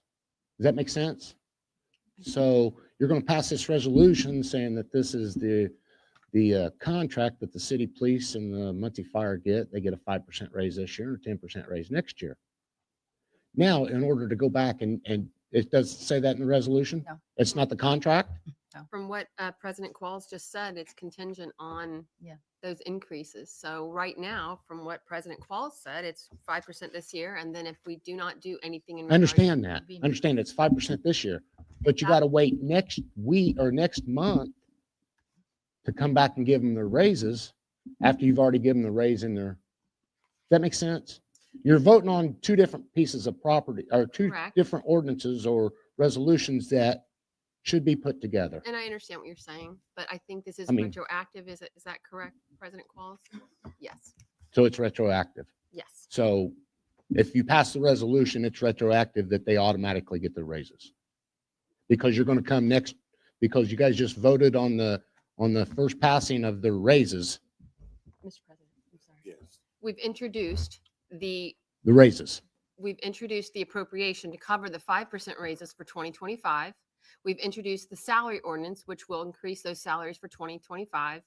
And then we are considering adopting the contract, which will most certainly increase the salary 5% in 2025. And then there's. right, I understand that. Okay, just take the 10% out for now. So you're going to introduce this. You voted to bring up the 5% raise. But now you're going to do this contract in a resolution that is forcing your hands to automatically have to give them their 5% raise because the contract that you guys are going to pass tonight has the language that says 5% raise. So why do we have to have an ordinance to change it to give them their 5% raise? Does that make sense? You see what I'm saying? Because the law requires it. The law requires a change to the salary ordinance. Right. And So the once you- ordinance has to be a 2-reading process. Okay. Yes. So once you pass this contract, they automatically get their raises. Subject to the salary ordinance being increased. Right. And adopted. next But month. then they can go back to the contract and say, well, you agreed to give it to us. So you see what I'm saying? I'm just afraid of taxes, guys. We're going to get taxed. We're going to get taxed. We're going to lose more businesses. We're going to lose more people in the city of Muncie. We can't afford to lose too many more. We can't afford to lose too many more people in this town because our tax base is going down. And I wish they could pay every one of those guys $100,000 a year. I wish every one of you guys could pay them $100,000 a year. They deserve every penny they get. Yes, they do.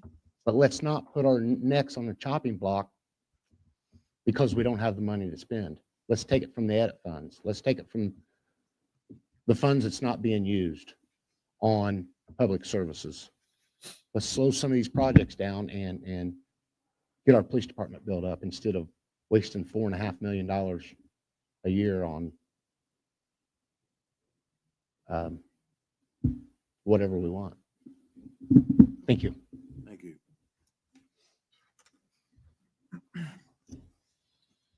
Hello. Chris Deegan, Muncie Police, I'm one of the administrators. I only have a couple things, and I'll be brief because I know that we've been at this for a minute now. I've been involved in numerous contracts going back to 2015 as a negotiation member, as president of AFOP, as a member of the city police administration.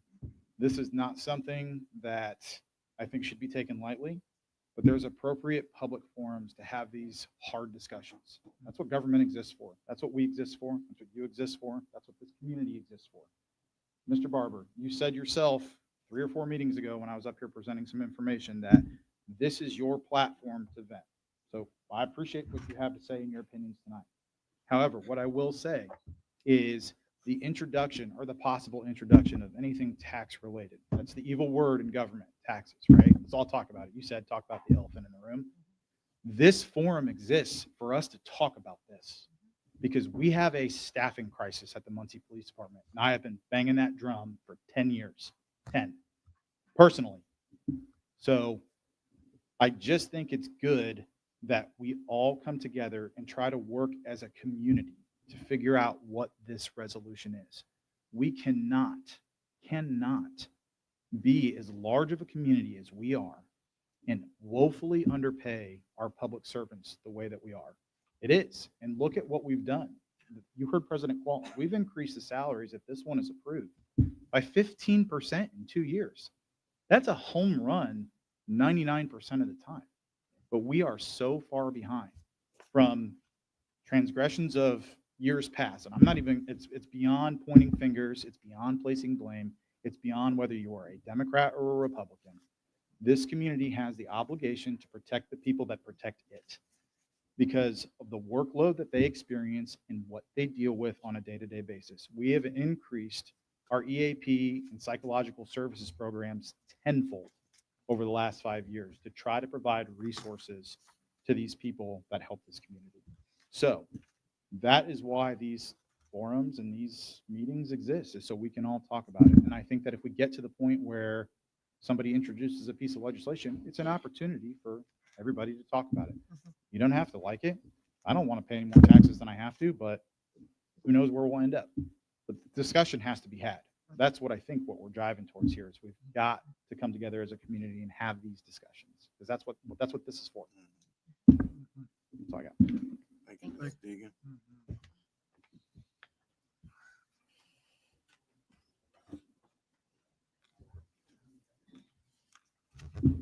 Hi. Hi. I wasn't going to speak, and I didn't tell any of my bosses that I was going to speak. I don't think they would have let me. And I'm nervous for some reason, even though. Officer Kessler, I can you know. introduce yourself? Oh, I'm sorry. I'm Sergeant Amy Kessler. I'm with the Muncie Police Department.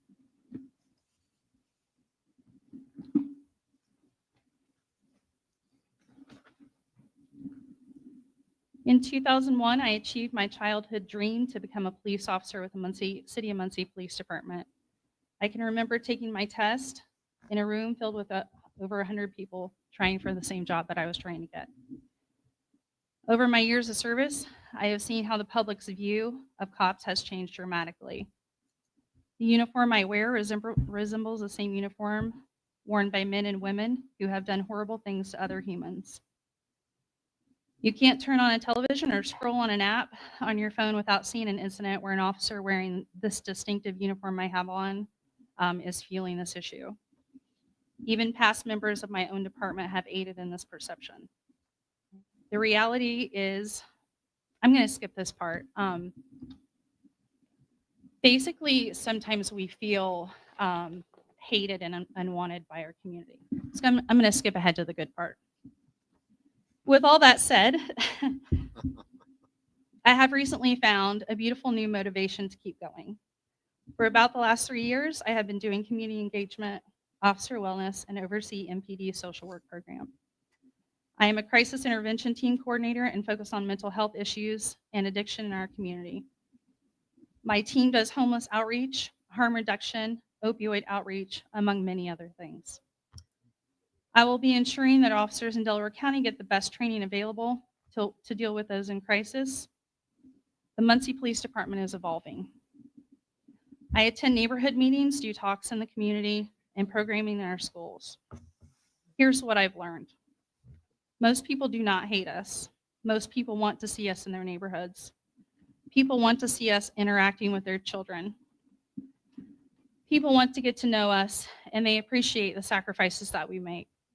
People need us to be transparent and educate them in what we do each day.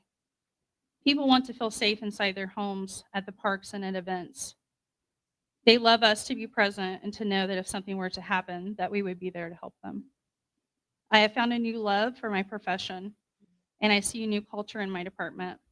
I love and respect my community, and I thank so many citizens for giving me this motivation. Our community was thirsting for us as a department to be more transparent and visible. Due to the fact that every department in the U.S. is suffering from manpower issues, for years we were struggling to have enough just to do the basics. We had to concentrate on training policies and making ourselves better. Even putting myself and my partner into the role that we have today was a huge sacrifice for our department. My administration supports the style of policing and is doing everything that they can to expand it. The men and women that I work with are seeing our community in a new light.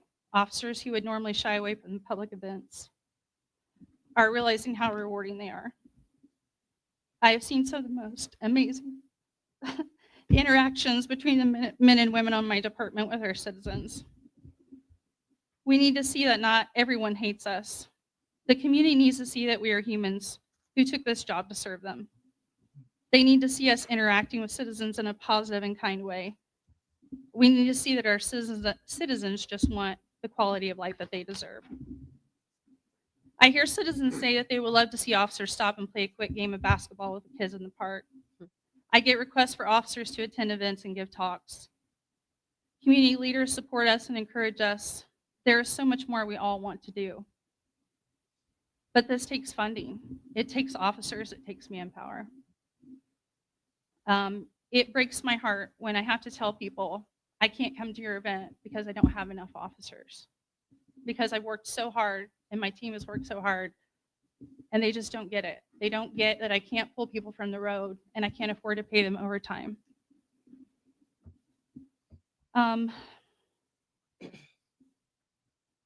The days of 100 people applying for positions are over. Last hiring process I helped with, I think there were 10 and maybe 6 showed up, and that was a lot.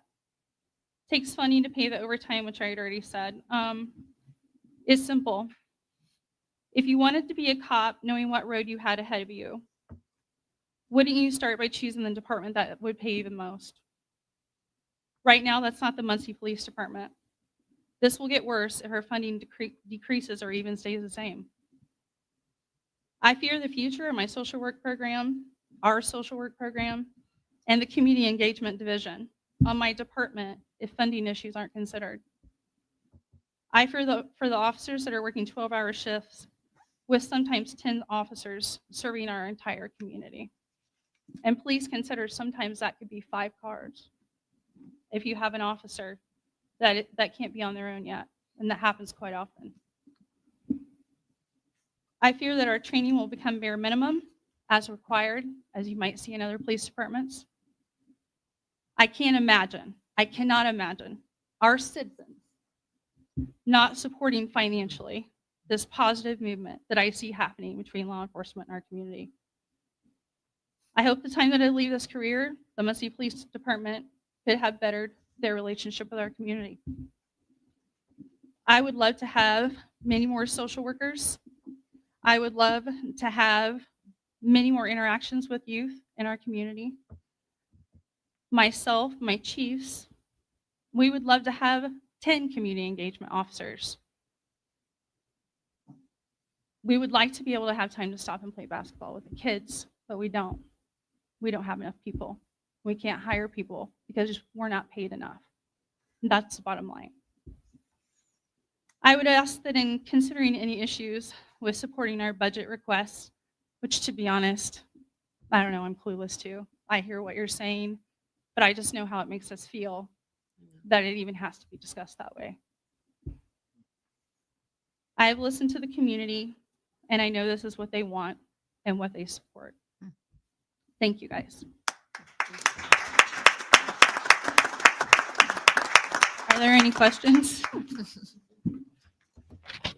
Thank you. No, Amy, I've witnessed Yeah, absolutely. your Yeah. engagement, you and Officer Phillips. Yep. And I think that's something that's very important to communities, is to see officer engagement, in the communities. So I applaud Yes, you sir. guys for what you do. Thank you. President, Yes. I know exactly what you're talking about when you say that people have a different attitude about the police department. When I was over the Morningside district over there, we had neighborhood events in the park over there.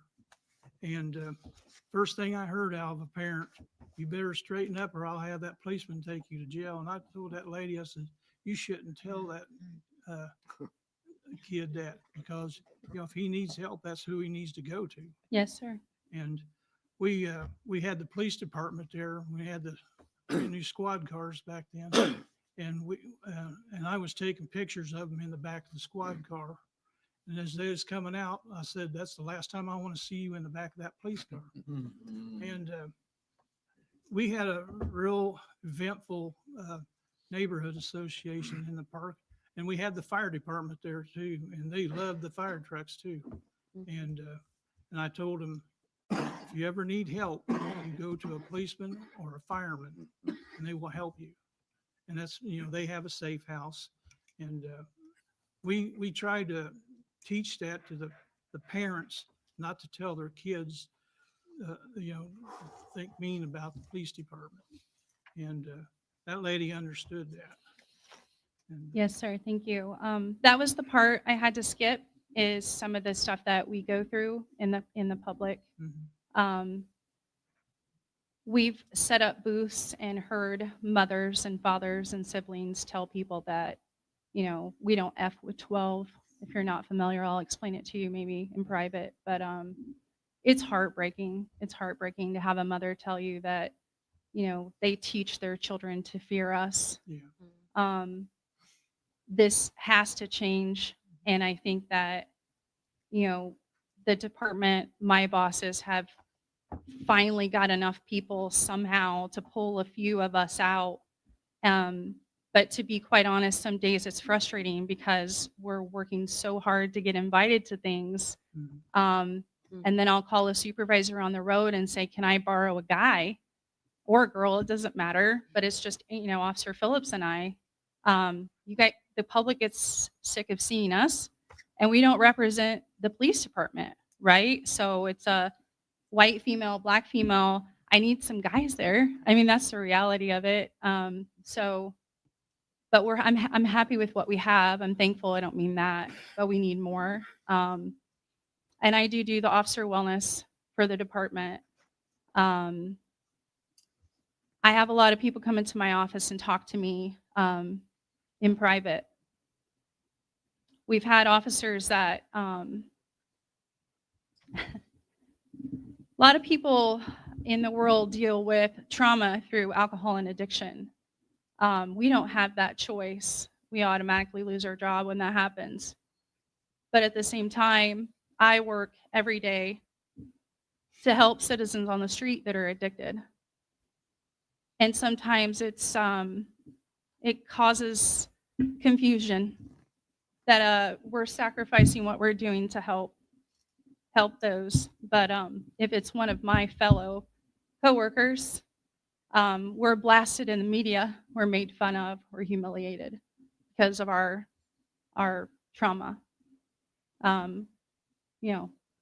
We spend a lot of money on therapy. Luckily, EAP, I'm an EAP representative. But I guess the hardest part is I understand that money is money. But I know what the citizens want. I know what they're telling me. And I know you guys represent our citizens. And if you can make it work through all these complicated things that Deputy Chief Deegan is talking about and Sergeant Qualls, make it work because we're making progress. And I see all you at events, and you know that that's true. But I'm taking up way too much time. Are there any more questions? Any other questions? Thank you. Thank you very much.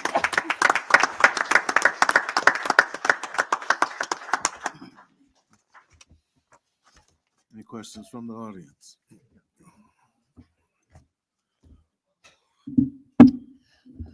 Hi, I'm Brian Ashton, also with Muncie Police Department. Wasn't planning to speak tonight, but after hearing Amy speak, I wanted to just add a few extra points to that. I'm the training director for Muncie Police. I've been doing that for about 8 months now. So I see some of what she sees, but from somewhat of a different perspective. The bottom line is if we don't get adequate pay, we lose personnel. We've been talking about that all night and beating that drum.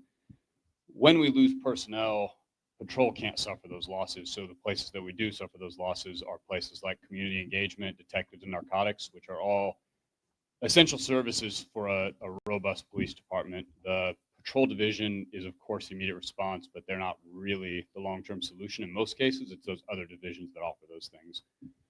Besides those things suffering, the other thing that suffers is our training, where Amy can speak to what our local community wants.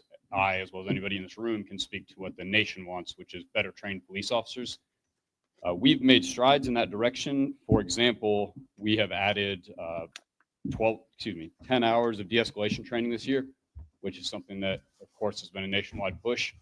It's invaluable. We also do 4-hour CPR and trauma response type things. We do those annually, which is not a requirement. Those are things that we add and advocate for and strive for.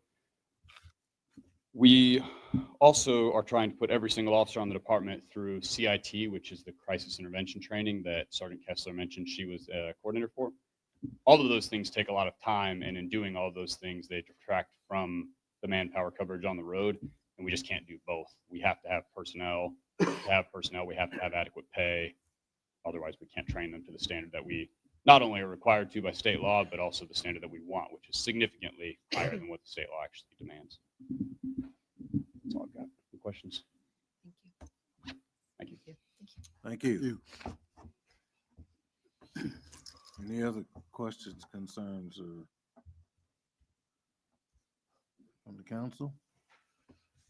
Okay, motion has been made and seconded. Roll call. Yes. Yes. Yes. Yes. Yes. Yes. Yes. Yes. Yes.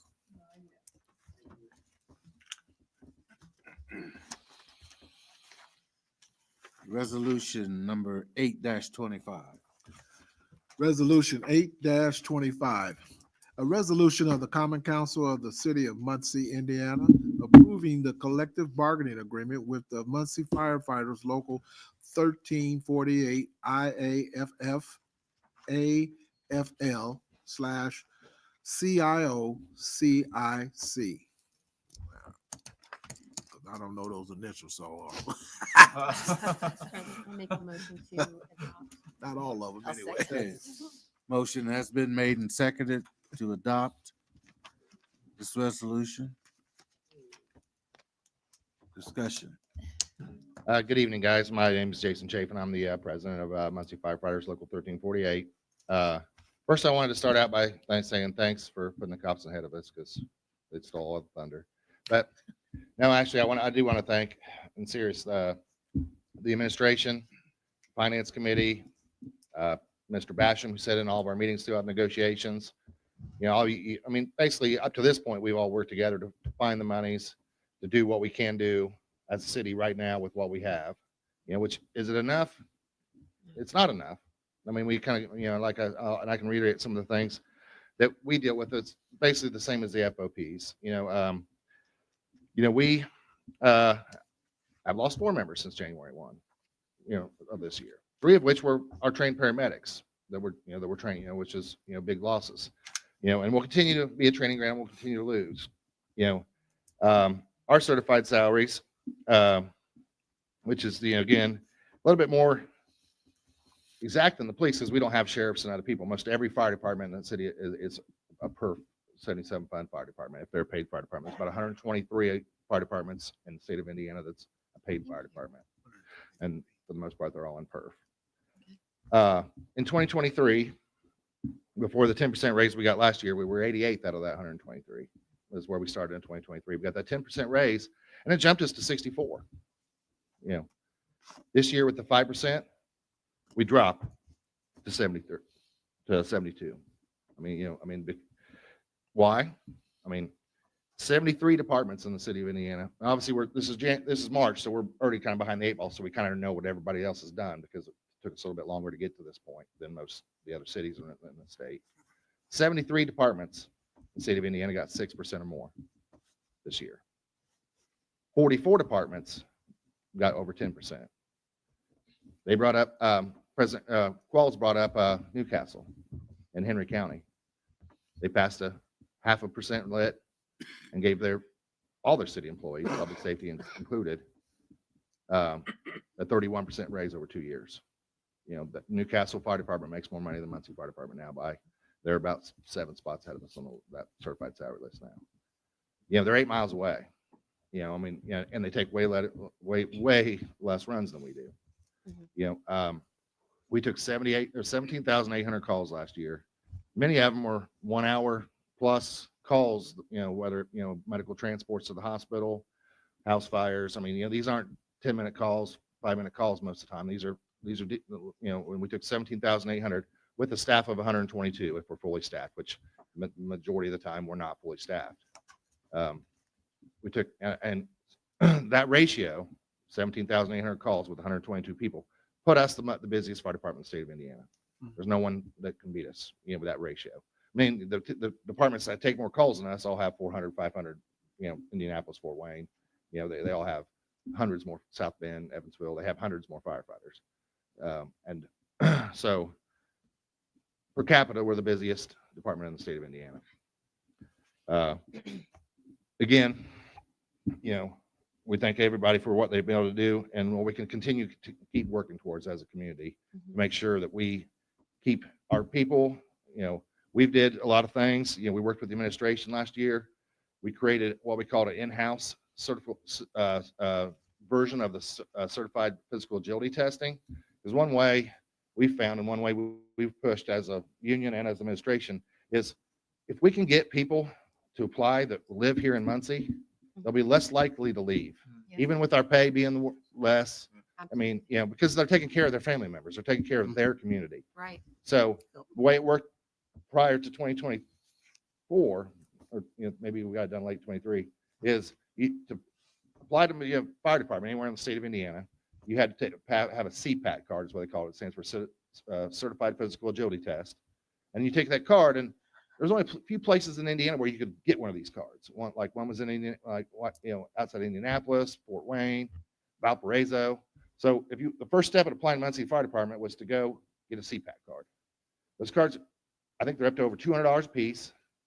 You have to go do your drive somewhere, take a day off work, drive weekend day, whatever, take that, and then possess this physical agility card. So what we were seeing is only kids that could afford it and you really want to be a fireman, didn't want to be a Muncie fireman necessarily, but want to be a fireman, we go out and get these $200 cards and then apply everywhere. First come, we'll take, the first person that's want to hire us, we'll take that job. But if something better comes along, we'll lateral transfer right out, which was we were seeing happening over and over. So one small step we did, which I think is, hopefully continue being a large step, is we bought the equipment. We found room in our training facility to create our own. We went to the state and got it approved to do our own physical agility tests. Now we're not handing out cards, yet, but we have the equipment to mimic that test to where every kid that applies for Muncie Fire Department only can come do that test for free right here in Muncie. So that was a big step we made, hopefully to recruit more Muncie kids in the coming days. Obviously our Fire Prevention Bureau goes out to the schools and does all that stuff to try to, we try to do activities every day that interacts with the community to try to get that, buy-in from the kids. We have kids in our fire trucks from high schools every day. The Career Center sends kids to our fire trucks and to our ambulances, religiously. Our training ground for paramedics that they go to IU paramedics, and so they do their ride time. We've recruited ourselves, some paramedics, that fresh out of school that, because of our partnership with IU Lifeline on their paramedic school. So we're doing the things we can to try to help recruit locally, but it's only gonna be so much. I mean, we've had Muncie kids that leave us for Fishers, and one, and the thing is, we're never gonna compete with the Carmel and the Fishers. I mean, we can keep passing taxes and we can keep going, and they just have things going on that we don't, and this generation of Muncie. But one thing we can do is continue to work, to get our pay as best as we can, and to where we're not losing people to South Madison. Well, two of the people that just left for South Madison Fire Territory, which basically covers small Pendleton, Indiana, and a couple small towns around them. They average about 3,000 calls a year, and they're beating us by almost $20,000. I mean, this 5%, that's why you see this 5%, we're actually dropping. 10% next year if we get to those discussions and that comes through, we would still, it's still dents in the road, but again, we understand the community we work in. We love the community we work in. Most of us don't want to work in any other community, and we'll continue doing that work. And I'm here for any questions you guys have. I have a question. Go ahead. Okay, and again, no one up here, and then we've had this conversation, everyone up here supports public safety. Just to review the contract, it's a 2-year contract. Yes, sir. And the first year is the 5%. Yep. And then do you also, Ours is a little bit different than the FOPs. Thank you for in the explaining sense that. of, obviously we don't pass any taxes, and when then we go into, if we were to go into a negotiation next year and we know what's, we kind of looked at the financial picture and be like, well, what could the city afford? So ours is 3%, 10%. Next, it's a 2-year contract. Mm-hmm. It's in 26, it's either gonna be 3% with no tax changes or 10% with tax changes. Okay. And I will harken back, the discussion I was listening to a minute ago with Senate Bill 1. Senate Bill 1 could force tax changes on us. It could do, as we know, Senate Bill 1, I mean, we're for our lobbyists, and not always do our lobbyists at the State House, our PFFUI guys, our state guys, are on the same side as AIM, which is the city, which is the lobbyists for the cities. But on this issue, we're on the same side. I mean, we want to make sure that our counties and our cities aren't drastically impacted by this potential legislation. So obviously we got to watch that in these coming months, which could force our hands in some way. Luckily, we have been good stewards here in Muncie in the sense of taxes. We are the 69th lowest lit tax county in the state. There's 92 counties, only 11 of them have a lower lit tax than we have. We haven't raised ours since the 2015. It took effect, I think, 16, but it was 2015 when we did the passing of it. So that's basically almost a decade now. Every other county around us has did it multiple times, multiple times during that time. So that's why every other county around us has much higher rates than we do, which benefits those people in those counties because a lot of them drive here to work. So they're getting the best of both worlds because actually, if you own property, it gets offset by a lit tax. So those people that live in those counties surrounding us are getting a really good deal right now because they're paying lower property taxes, and then they come here to work and pay lower lit tax. So, obviously those are discussions for days to come, but I did have a little bit of statistics with me. Mr. President, I just want to make one more comment. One comment. Thank you so much. You have almost overwhelmed us with information, and everything I've asked, you have just provided it, Johnny, on the spot. I appreciate that very much. Thank you. Very much. You're welcome. And I'll continue to keep trying to do my best doing it. Thank you. Jerry. Was your guys happy with the contract? Yeah, I remember you asking Brandon that when he was up here. I can't remember our vote exactly, but it was a pretty overwhelming vote when we had the night of our ratification. I mean, again, we see, we're happy with a asterisk, I would say, because, we pass it and we're happy. Okay, we're getting, the 5%, maybe 10, maybe 15, and then we see, and then our buddies from other departments are like, yeah, we just got 31. Yeah, I mean, Bloomington just got 30. Yeah, I mean, it's like, oh man, maybe I'm not so happy anymore. I mean, so it's kind of a happy with an asterisk because we're seeing what's going on around us and we're thinking, ooh, How many people? it's like keeping up with the Joneses almost, and we struggle with that. How many people have you lost? We've lost 4 since January 1. That's just, that's just off the top of my head. I know since January 1, we've lost 4. Over the last few years, it's well over 20, 30, I mean, we've had our recruit class last year. Now, some of that was retirements, and losses, I think was 23. We hired last year in one big recruit class just to try to get us back up to staffing. We're getting ready to obviously hire more to try to replace the 4 that just left. So it's a never ending battle. Are you below minimum staffing?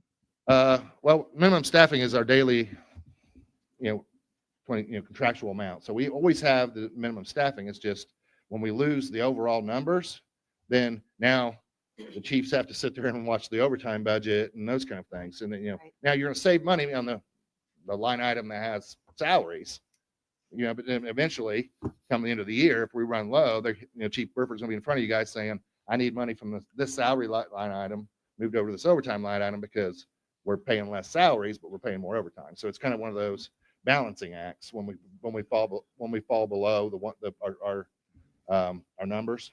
But obviously the training aspect, we have people on our list to hire. Our last list, I think we still have.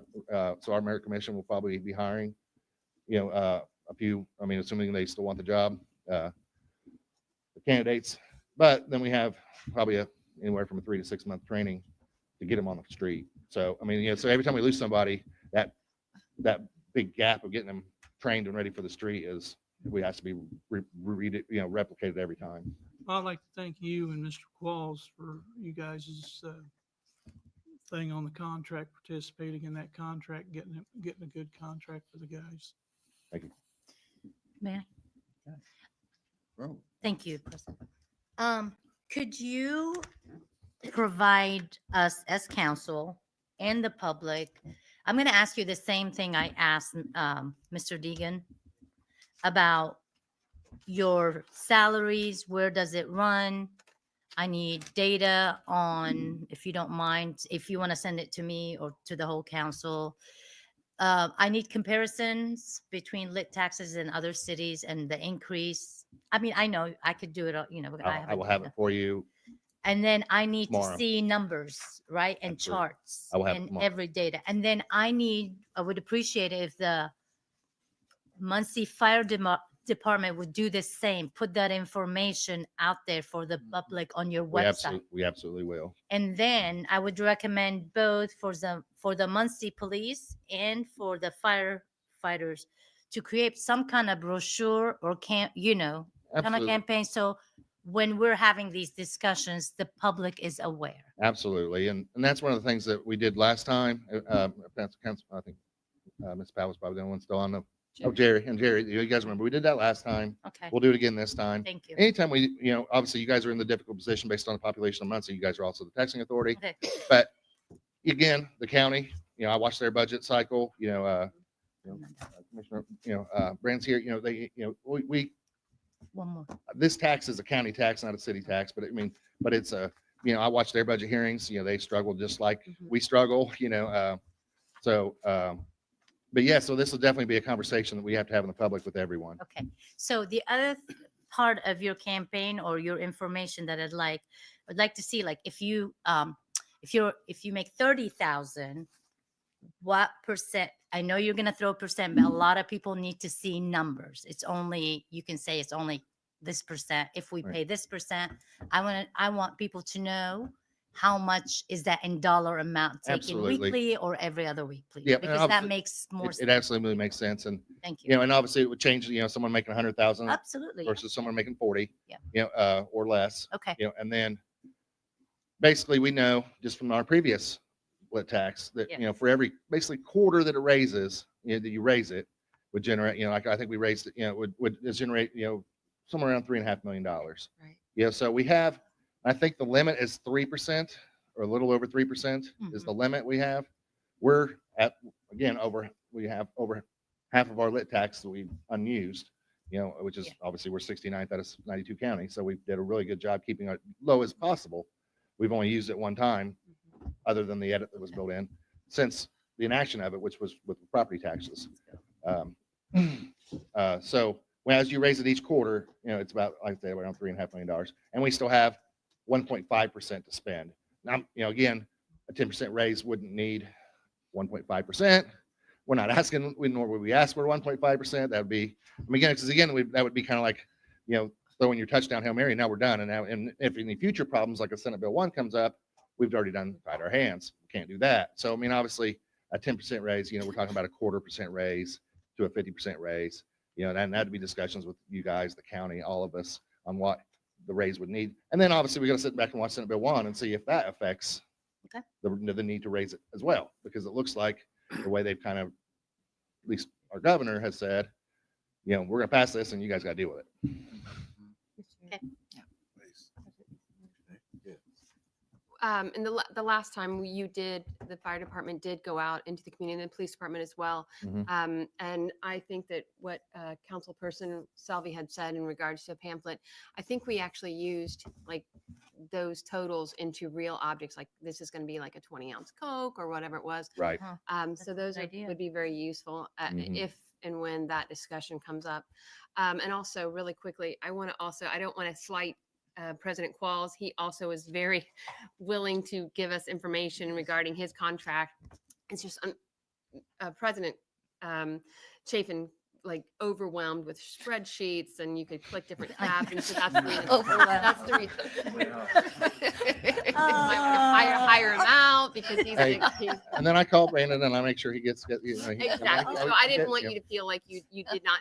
The police department did an excellent job as well. The FOP did an excellent job as well, and I passed everything on to the rest of the council committee. But I'm used to your spreadsheet, so I appreciate that. Thank You're welcome. Any other questions for President Chafin?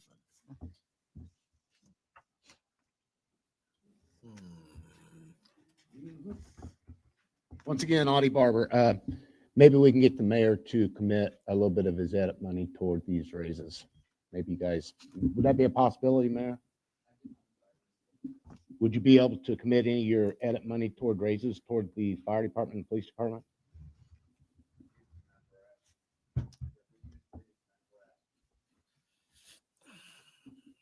$4.5 million.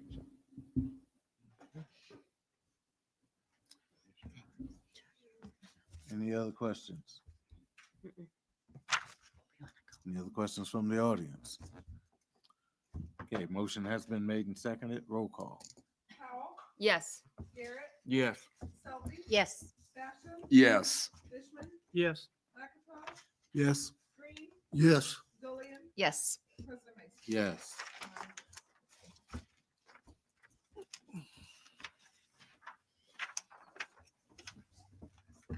Thank you.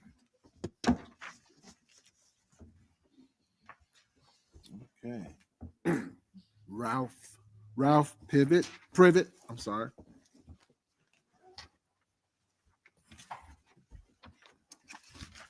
Hello, I'm the vice president of the Granville Neighborhood Association. What I got to talk about is going to be minor compared to what you've been talking about today, but it's a problem for our neighborhood. We have a lot of code violations. I can call the code enforcement, but we just don't seem to get anything done. It was suggested to me to come here and ask you guys to put more bite into the codes. The code I'm talking about is parking. We have a lot of renters in our neighborhood. We have people parking their trucks right up by the front door of their homes. We have them parking boats in the front yard. We have 3 or 4 of the subcontractors, self-employed, that install all steel buildings that bring industrial and 30-foot industrial trailers in. Our neighborhood's a residential neighborhood. It's not built for 30-foot industrial trailers. My understanding is the code for Muncie is that you can park in your backyard, you can park in your side yard, you can park in the right of way at the road. From the wall of the front of your home to the right of way is considered the front yard, and there's no parking in the front yard. We have these trailers that are, we have one home where the guys have actually dumped gravel halfway up the front yard, and they pull their 3/4-ton trucks vertically up in the yard. They put the trailer in the driveway. They've got ruts 8 inches to 12 inches deep in the driveway. They drag mud out into the street, and we're trying to clean up our neighborhood. It's an older neighborhood.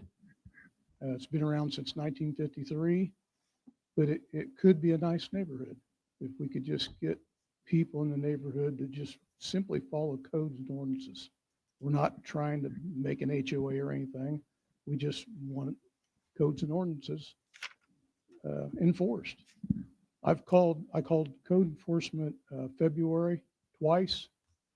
I've still got a boat sitting in the front yard. I still got a 30-foot trailer sitting in the front yard. I still got 2 trucks sitting in the front yard. I don't see where they've even been out. Maybe they have, I don't know. Now, when we had the previous commissioner, I talked to him constantly several times. We got a lot done with homes. But as far as the vehicle part of it, that's separate from what the building commissioner does. But he told me that like the parking of expired license plates, flat tires, or somebody parking a van and using it for storage and filling it full of junk, that code was rescinded because of some wording was being sent back to the city council to be revised. I don't think what I'm talking about, parking in the front yard, is part of that, but if you guys are looking at this other part and revising it, could you look at this, at the whole code and maybe put a little more teeth in it for these people? Because I do know I see code enforcement cars go through the neighborhood every once in a while, but there just doesn't seem to be anything getting done. And one problem too is they told me that unless the vehicle is parked in the yard when they show up, they can't do anything. You can obviously see gravel in the yard, you can see ruts in the yard, but the only person they can tag is that vehicle, the person who owns it. Well, if they rent that home, even if they fine them, they have very little way to collect it because they're not going to pay it. Because if it's the homeowner, then they add it onto their, I guess it's a lien or maybe something, they add it to their taxes. So it seems to me that the person who owns that home that's renting to this other person should be the one responsible for the damage to that property. And they should have to enforce their renters to follow codes or pay the price. And that's what I'm asking for tonight, is that. Okay, I feel your pain, sir. Yeah, these people, well, now these guys that are subcontractors that have the trucks and the trailers, they're good neighbors. Their trailers aren't. Yeah. They need to get their trailers out so they can park in the driveway. It seems to me that these industrial trailers, they should have to have a lot to park them in. I know some of these places where they pick up supplies. I know the one over on Streeter and Granville. The secretary there told me that she thought most likely the guy that owned that business would let them park their trailers there. And there is somebody that parks one there loaded over the weekend. I don't see it tampered with. So I would think that they could come to an agreement with whoever they pick their supplies up from. They've all got these big, huge lots and big buildings. Surely they could park them there. Mr. President. Ralph, I'll be seeing the building commissioner about that. And I've talked to Richard Rawlings Yeah. About a property. Yeah. We have a property that's been empty for 4 to 5 years. It I've was got a supposed to be- problem just like you've got down the street from me. Yeah, I was gonna say they're expanding out into other neighborhoods, so you're gonna feel the pain. This guy had one cocked on the side, working on it, and like you said. We probably used to live in our neighborhood because he was doing that in our neighborhood, and the code enforcement made him pull his gravel out of his front yard and move the trailer. And But the other people on you'll see this front. the other yard. road, It's all I don't know rutted. what. It's all rutted out on this yard. Oh, yeah. Yeah, they make horrible ruts, dragging And it out. I'll in the be street. seeing him. And I'll be getting back to you. My understanding is that doesn't fall under the building commissioner. Code enforcement's a separate thing. Well, I think the code enforcement on the parking in the front yard is. No, can I speak on the code? Go ahead, Billy. I just wanted to say I sympathize with you also. I have it's right next door to me, and they're contractored out or whatever, and they pulling in these big trucks with all these big long heavy metal rail things on them. I done had the code enforcement's out. They keep telling me if it's on the driveway, they're legal or what have you, but it's an eyesore and it's really bad. And there ain't nobody living there. And that's that the big bad part about it. If So, your neighborhood's like mine, they can't really turn them trailers at the corners. The streets aren't built for it's a residential neighborhood. They go into people's yards and rut those. Yeah. took a piece of my Knock fence, down mailboxes. knocked my fence down, my yard. Yep. And We've got so- people that's putting posts up across the front of the yard and stringing either wire or rope across it to try to keep, they just knock it over. I know. Yeah. And so I'm glad Councilman Dishman is going to go with the commissioner because that's where my next step was. I wasn't getting anywhere with the code enforcement. And I hate to say it like that, but reality speaks for itself. I'm sorry. Well, what I got from them was I needed to come here and ask you guys to put more teeth into the code and the ordinances so they can enforce them is what they're telling me. So I don't know. Good advice. The main thing is that during the hours they work, these guys are going working. And if they go there and there's 12-inch ruts in the yard and gravel pulled up there, they can't do anything because they can only tag the vehicle because only the person who owned the vehicle in the yard is responsible. I think the landlord should be responsible for that yard and have to keep it. I mean, clearly you can't park in the front yard if there's ruts there, there's parking going on, so the landlord should be fined. And then he can pass that along to the tenant or evicting, you know. I think what a lot of these guys are doing are buying these vacant houses on tax sale. I think they're using them. Yeah, well, I know that the ones that, at least 3 of the homes that our guys are in is owned by a landlord that lives in Yorktown, and he doesn't really care what they do, I guess. Yeah, I have to look out my front door every day at that big long metal. Yeah, they need rails and. Yeah. You know, I mean, even if they, like I say, they can park in the backyard and the side yard. Well, you're not going to back that trailer up in the backyard, and you're not going to put your trucks back there. You can't get the trailer in the driveway.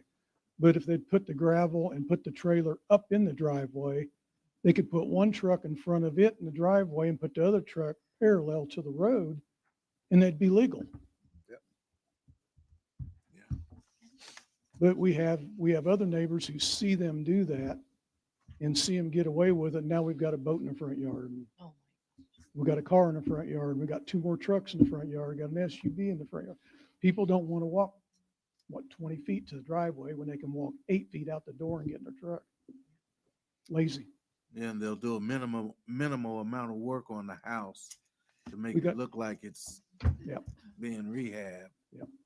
And yeah. I know it's all over, but as far as to the extent we've got it, I don't see any other neighborhoods that are as bad as ours as far as the parking. Is there? Yeah. Okay. So I don't know. Muncie's doing a lot to beautify it, parks, building, apartments, new homes and stuff. But some of these older neighborhoods, it's like you can't get them. Maybe they want them to deteriorate, so they can tear them down and build new. I don't know, but they're not doing enough to, in my opinion, in the older neighborhoods with just simply what we got, codes and ordinances to keep them from getting tore up. Amen. That's all I got to say. I'll get back with you. Okay, I appreciate it. Which neighborhood? Thank you guys for your time. Granville? Thank you. Granville? Granville, we're between Granville, North Walnut, Centennial, and McGuire, the railroad tracks between Martin Luther King and Yeah, Granville. these are probably the same guys that's across the street from me that's, Well, they're probably, I think a lot of them are all related anyhow, so. Yeah. Thank you. You're welcome. Thank you. Charlize Jamison. I don't see. Mr. Audie Barber. I've said quite a bit already tonight. There were some examples used with the fire department, Fishers, Bloomington, Evansville. If you guys go look at those towns, cities, whatever you want to call them, they're a lot more industry, a lot more businesses coming into the towns. If we could get some more businesses in this town, it'd be great. We've lost our businesses. We've lost our factories. And maybe in the next 30 or 40 years that everything from Noblesville will grow on out toward Anderson and to Muncie, and we'll all be one big state. But until then, just remember that lit tax thing's going to be coming up, and 25, 50% raise on the lit tax. Other counties, Noblesville, Fisher's got a 31% raise. That's because they have the business in there to support the raises, guys. We don't have those businesses here. It's a shame. It really is. Muncie's a beautiful town. I wish you guys could give every one of those guys more money than they could afford to spend. But it's not happening here in Muncie right now, guys. And all I'm asking is be careful, because that lit tax is coming your way. And also, I do want to apologize for missing the last 3 months of council meetings. I know some of you guys had been out there and asked me when I was coming back, but everybody missed me. So I'm back. It was just 3 months, just December, January, February. So I'm back. I just wanted to prove a point to some people. Okay. Thank you. Have a good night. All right, Audie. Mr. Bilbrey.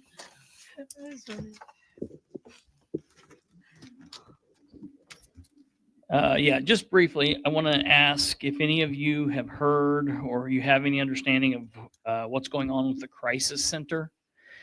Muncie Crisis Center started being talked about in the press in March of 2023. In that article, the mayor said it had been in the works for the last 2 years. They said they started looking at the hub for the crisis center in 2022, September of 2022. And there's been all kinds of stories basically since November. People said, oh, it's open, it's not open.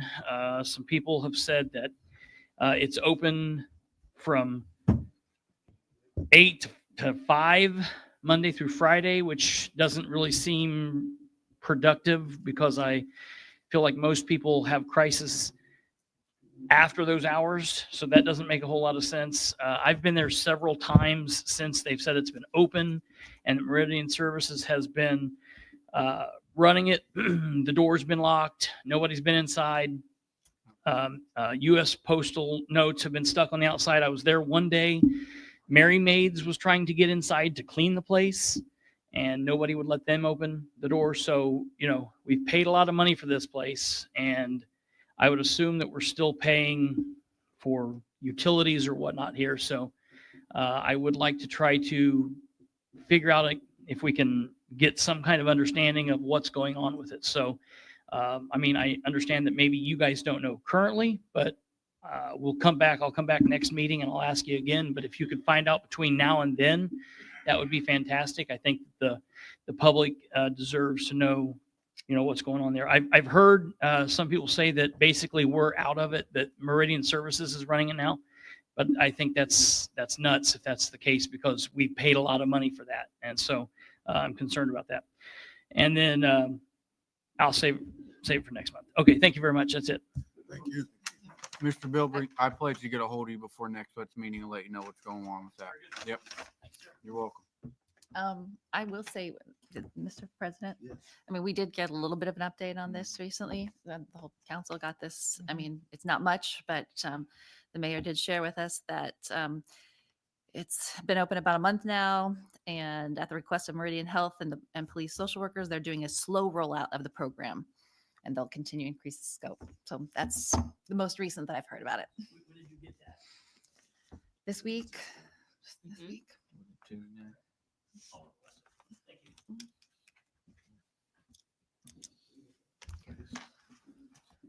Okay, is there any?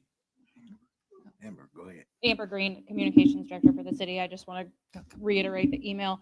It is open. It has been open for a little over a month. It is only taking clients from police calls at this time. That is at the request of Meridian. Meridian is looking to do a slow roll because it is new. It is not like anything that we have in the community currently, and they want to make sure they get it right. So that is at the request of them, and we are waiting to hear from them as to getting more services going, and updates are provided to you when they are provided to us. Thank you. Thanks.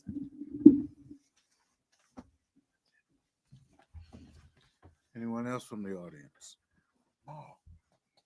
Anyone from the council? Yes, I do. Yeah. We have a commissioner, a Delaware County commissioner here. I'm going to put you on the spot, if you don't mind. I just want to thank the Delaware County commissioners for their latest resolution regarding, that was a very great move on your part, and hopefully we will emulate it on city council and come alongside of you in support. Would you please come up to, if that's okay with you, to explain exactly what you guys did and what your resolution was all about? And thank you for that, doing that. So Stephen Brand, Delaware County Commissioner, which ordinance? The one regarding the tax caps from The budget. the budget. Was that the council? I think that was the That was council county council. commission. County Council. commission, Yep. yes. Yep. Okay.